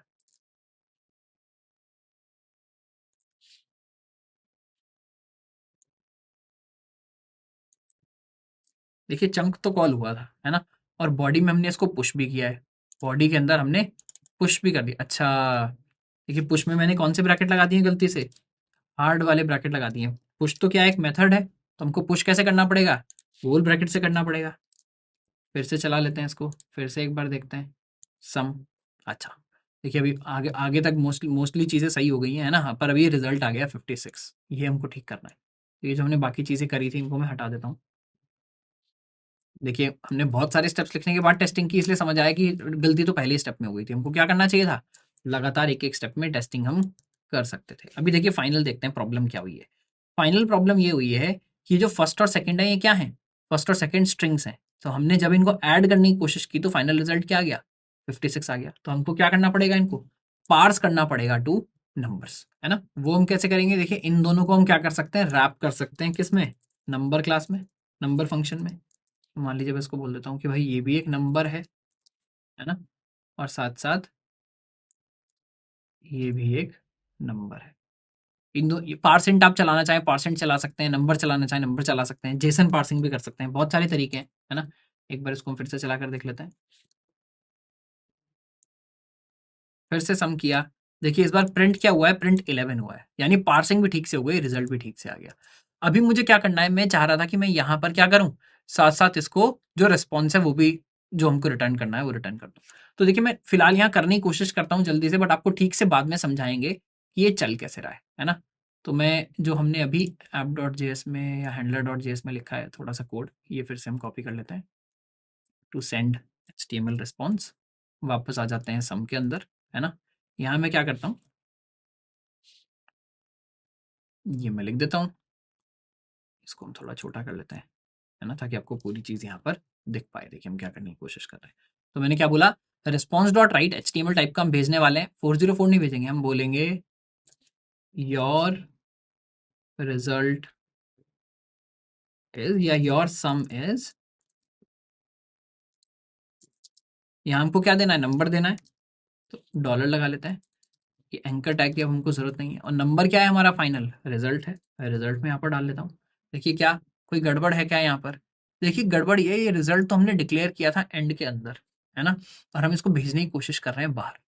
ये एंड वाला जो फंक्शन है ये तो यहाँ से शुरू हुआ यहाँ खत्म हो गया, हम रिस्पॉन्स भेज रहे हैं उसके बाद, है ना। इसमें उसके अलावा भी ये गड़बड़ है अभी कि ये जो एंड है ना, ये फंक्शन एक्चुअली बाद में चलेगा, ये फंक्शन पहले चल रहा होगा। हम अगले पूरे चैप्टर में बहुत ध्यान से देख रहे होंगे ऐसा क्यों है, एसिंक कोड का क्या मतलब होता है। तो अभी इसको समझने की जरूरत नहीं है, अभी बस मेरी ये बात मान लीजिए कि ये जो हमको लिखना है ना, मैंने बोला था लास्ट स्टेप आपका नहीं हो पाएगा, दैट इज टोटली फाइन। अगर ये नहीं हो पाया तो आपको क्या करना है, ये कंसोल लॉग जो हमने रिजल्ट किया है ये रिस्पॉन्स आप इसके अंदर ही भेज देंगे। और यहाँ पर हम दूसरा क्या बोल देंगे, रिटर्न res डॉट एंड, है ना, कि रिस्पॉन्स आप एंड कर दीजिए और ये आप रिस्पॉन्स जो है वो भेज दीजिए। एक बार फिर से इसको चला कर देख लेते हैं। सी नोड सर्वर, ये है हमारा कैलकुलेटर। सम में दबाता हूँ, जैसे ही मैंने किया सम, देखिए क्या लिखा गया, योर सम इज 11। वापस चलते हैं, मैं इस बार 5 और 6 की जगह क्या कर देता हूँ, यहाँ 5 और या 51 और 99 कर देता हूँ। 51 और 99 का क्या सम होना चाहिए, 150। सम किया, देखिए रिजल्ट आ गया 150। ये देखिए एक अच्छे लेवल का प्रोजेक्ट टाइप है बेसिक। अगर आपने नोड में इतना चलाना सीख लिया है, बहुत सारी चीज़ों की अभी तक हमने जितना भी पढ़ा है, देखिए अच्छा खासा टाइम लग गया हमको प्रैक्टिस सेट करने में, बट हमने जितना भी पढ़ा उसका एक बहुत अच्छा रिविजन, बहुत अच्छी एक्सरसाइज है। अगर आप इतना कर पा रहे हैं तो इसका मतलब वेल एंड गुड। अगर आप यहाँ तक पहुँच गए हैं, सिर्फ एक चीज़ हमको समझ नहीं आई अभी, जो हमने अंदर एंड के अंदर मूव किया, इसका क्या सिग्निफिकेंस है, ये एग्जैक्टली हमने ऐसे क्यों किया, ये हम आगे चल के और समझ रहे होंगे अगले चैप्टर में। बट अगर आपको प्रैक्टिस सेट में इतना समझ आ गया, इससे पहले स्टेप तक भी आप पहुंच गए थे, तो बहुत अच्छी प्रोग्रेस आपकी हो रही है ना। तो क्या क्या हमने देख लिया, देखिए दोबारा से रिमाइंड कराते हैं। स्ट्रीम्स हमने देखा सबसे पहले, है ना, कि स्ट्रीम्स का क्या मतलब होता है, यहाँ डेटा की स्ट्रीम की क्यों जरूरत पड़ती है, स्ट्रीम का क्या मतलब है, स्ट्रीम चंक्स की एक्चुअली स्ट्रीम होती है, ये हमने समझा। बफर का हमारे पास क्या यूज है, हमने पहले समझा भी और उसको प्रैक्टिकली करके भी देखा, है ना। ये सुनने में पहले ज्यादा कॉम्प्लिकेटेड लग रहा था, कोड उसका थोड़ा सा है जो बेसिक आपको याद रखना पड़ता है, किस तरह से सिंटैक्स लिखना है, बट अगर वो आपने समझ लिया एक बार तो आपको समझ आ जाएगा। वैसे भी जब हम एक्सप्रेस में कर रहे होंगे तो बहुत सारी चीजें हमको नहीं करनी पड़ेंगी। चंक्स को रीड कैसे करना है ये हमने देखा, बफर कैसे करना है ये हमने देखा, फाइनल रिक्वेस्ट को हमको पार्स कैसे करना है, उसका डिटेल्स कैसे निकालना है ये हमने देखा, और मॉड्यूल्स को हमको किस तरह से यूज करना है ये भी हमने बहुत अच्छे से देख लिया। ठीक है, तो यहाँ पर ये वाला जो चैप्टर होता है वो हो जाता है कंप्लीट। थोड़ा सा लंबा हो गया हमारा चैप्टर, बट देखिए हम जब थोड़ी सी कॉम्प्लिकेटेड चीज पढ़ेंगे तो ऐसा तो हो गई, है ना। देखिए अगर आप ये सच में सीरीज फॉलो कर रहे हैं, पहले बहुत ज्यादा बच्चों की रिक्वेस्ट थी, बहुत सारे लर्नर्स की रिक्वेस्ट थी कि नोट की सीरीज होनी चाहिए, डिटेल में सर नोट्स पढ़ाइए। बहुत सारे लोगों ने यूट्यूब पर बहुत भगाकर पढ़ा दिया है, शायद इसलिए पढ़ा दिया है कि पेड कोर्स में बाद में हम डिटेल में पढ़ाएंगे। तो देखिए मैं हर चीज़ बहुत डिटेल में आपको पढ़ाने की कोशिश कर रहा हूँ। एक बार लाइक ज़रूर करिएगा वीडियो को, कमेंट करिएगा, है ना, आप क्या बेसिकली इसमें चाह रहे हैं, क्या इंप्रूवमेंट हो सकता है, कम करना है, ज़्यादा करना है, जो भी आपको करना है वो करिएगा। और अपने फ्रेंड्स के साथ शेयर ज़रूर करिएगा, ताकि ये जो सीरीज़ है बनाने में मुझे थोड़ा सा मोटिवेशन भी आए, और मैं सिर्फ नोट सीरीज़ पर ना रखूँ। आपके जितने भी बड़े-बड़े डिमांड्स हैं, चाहे वो पाइथन का डिमांड है, मुझे पता है जो भी पूरा नहीं हुआ है, नेक्स्ट जेएस पर बहुत लोग बोल रहे हैं, टाइप स्क्रिप्ट पर बोल रहे हैं, गिट पर मेरा एक वीडियो बनाने का प्लान है, टेलविंड पर बहुत सारे लोगों ने बोला है। तो ये जितनी भी टेक्नोलॉजी है सब पर मैं लगातार वीडियो ला रहा हूँ डेली बेसिस पर, है ना। पहले देखिए मैं बहुत रेगुलर रहा हूँ, मुझे पता है कुछ कुछ कारणों की वजह से, बट अभी आप देखेंगे ऑलमोस्ट डेली बेसिस पर एक ना एक वीडियो आएगी। आप अगर हमारे साथ पढ़ रहे हैं तो रोज आपको पढ़ने के लिए कुछ ना कुछ मिल रहा होगा।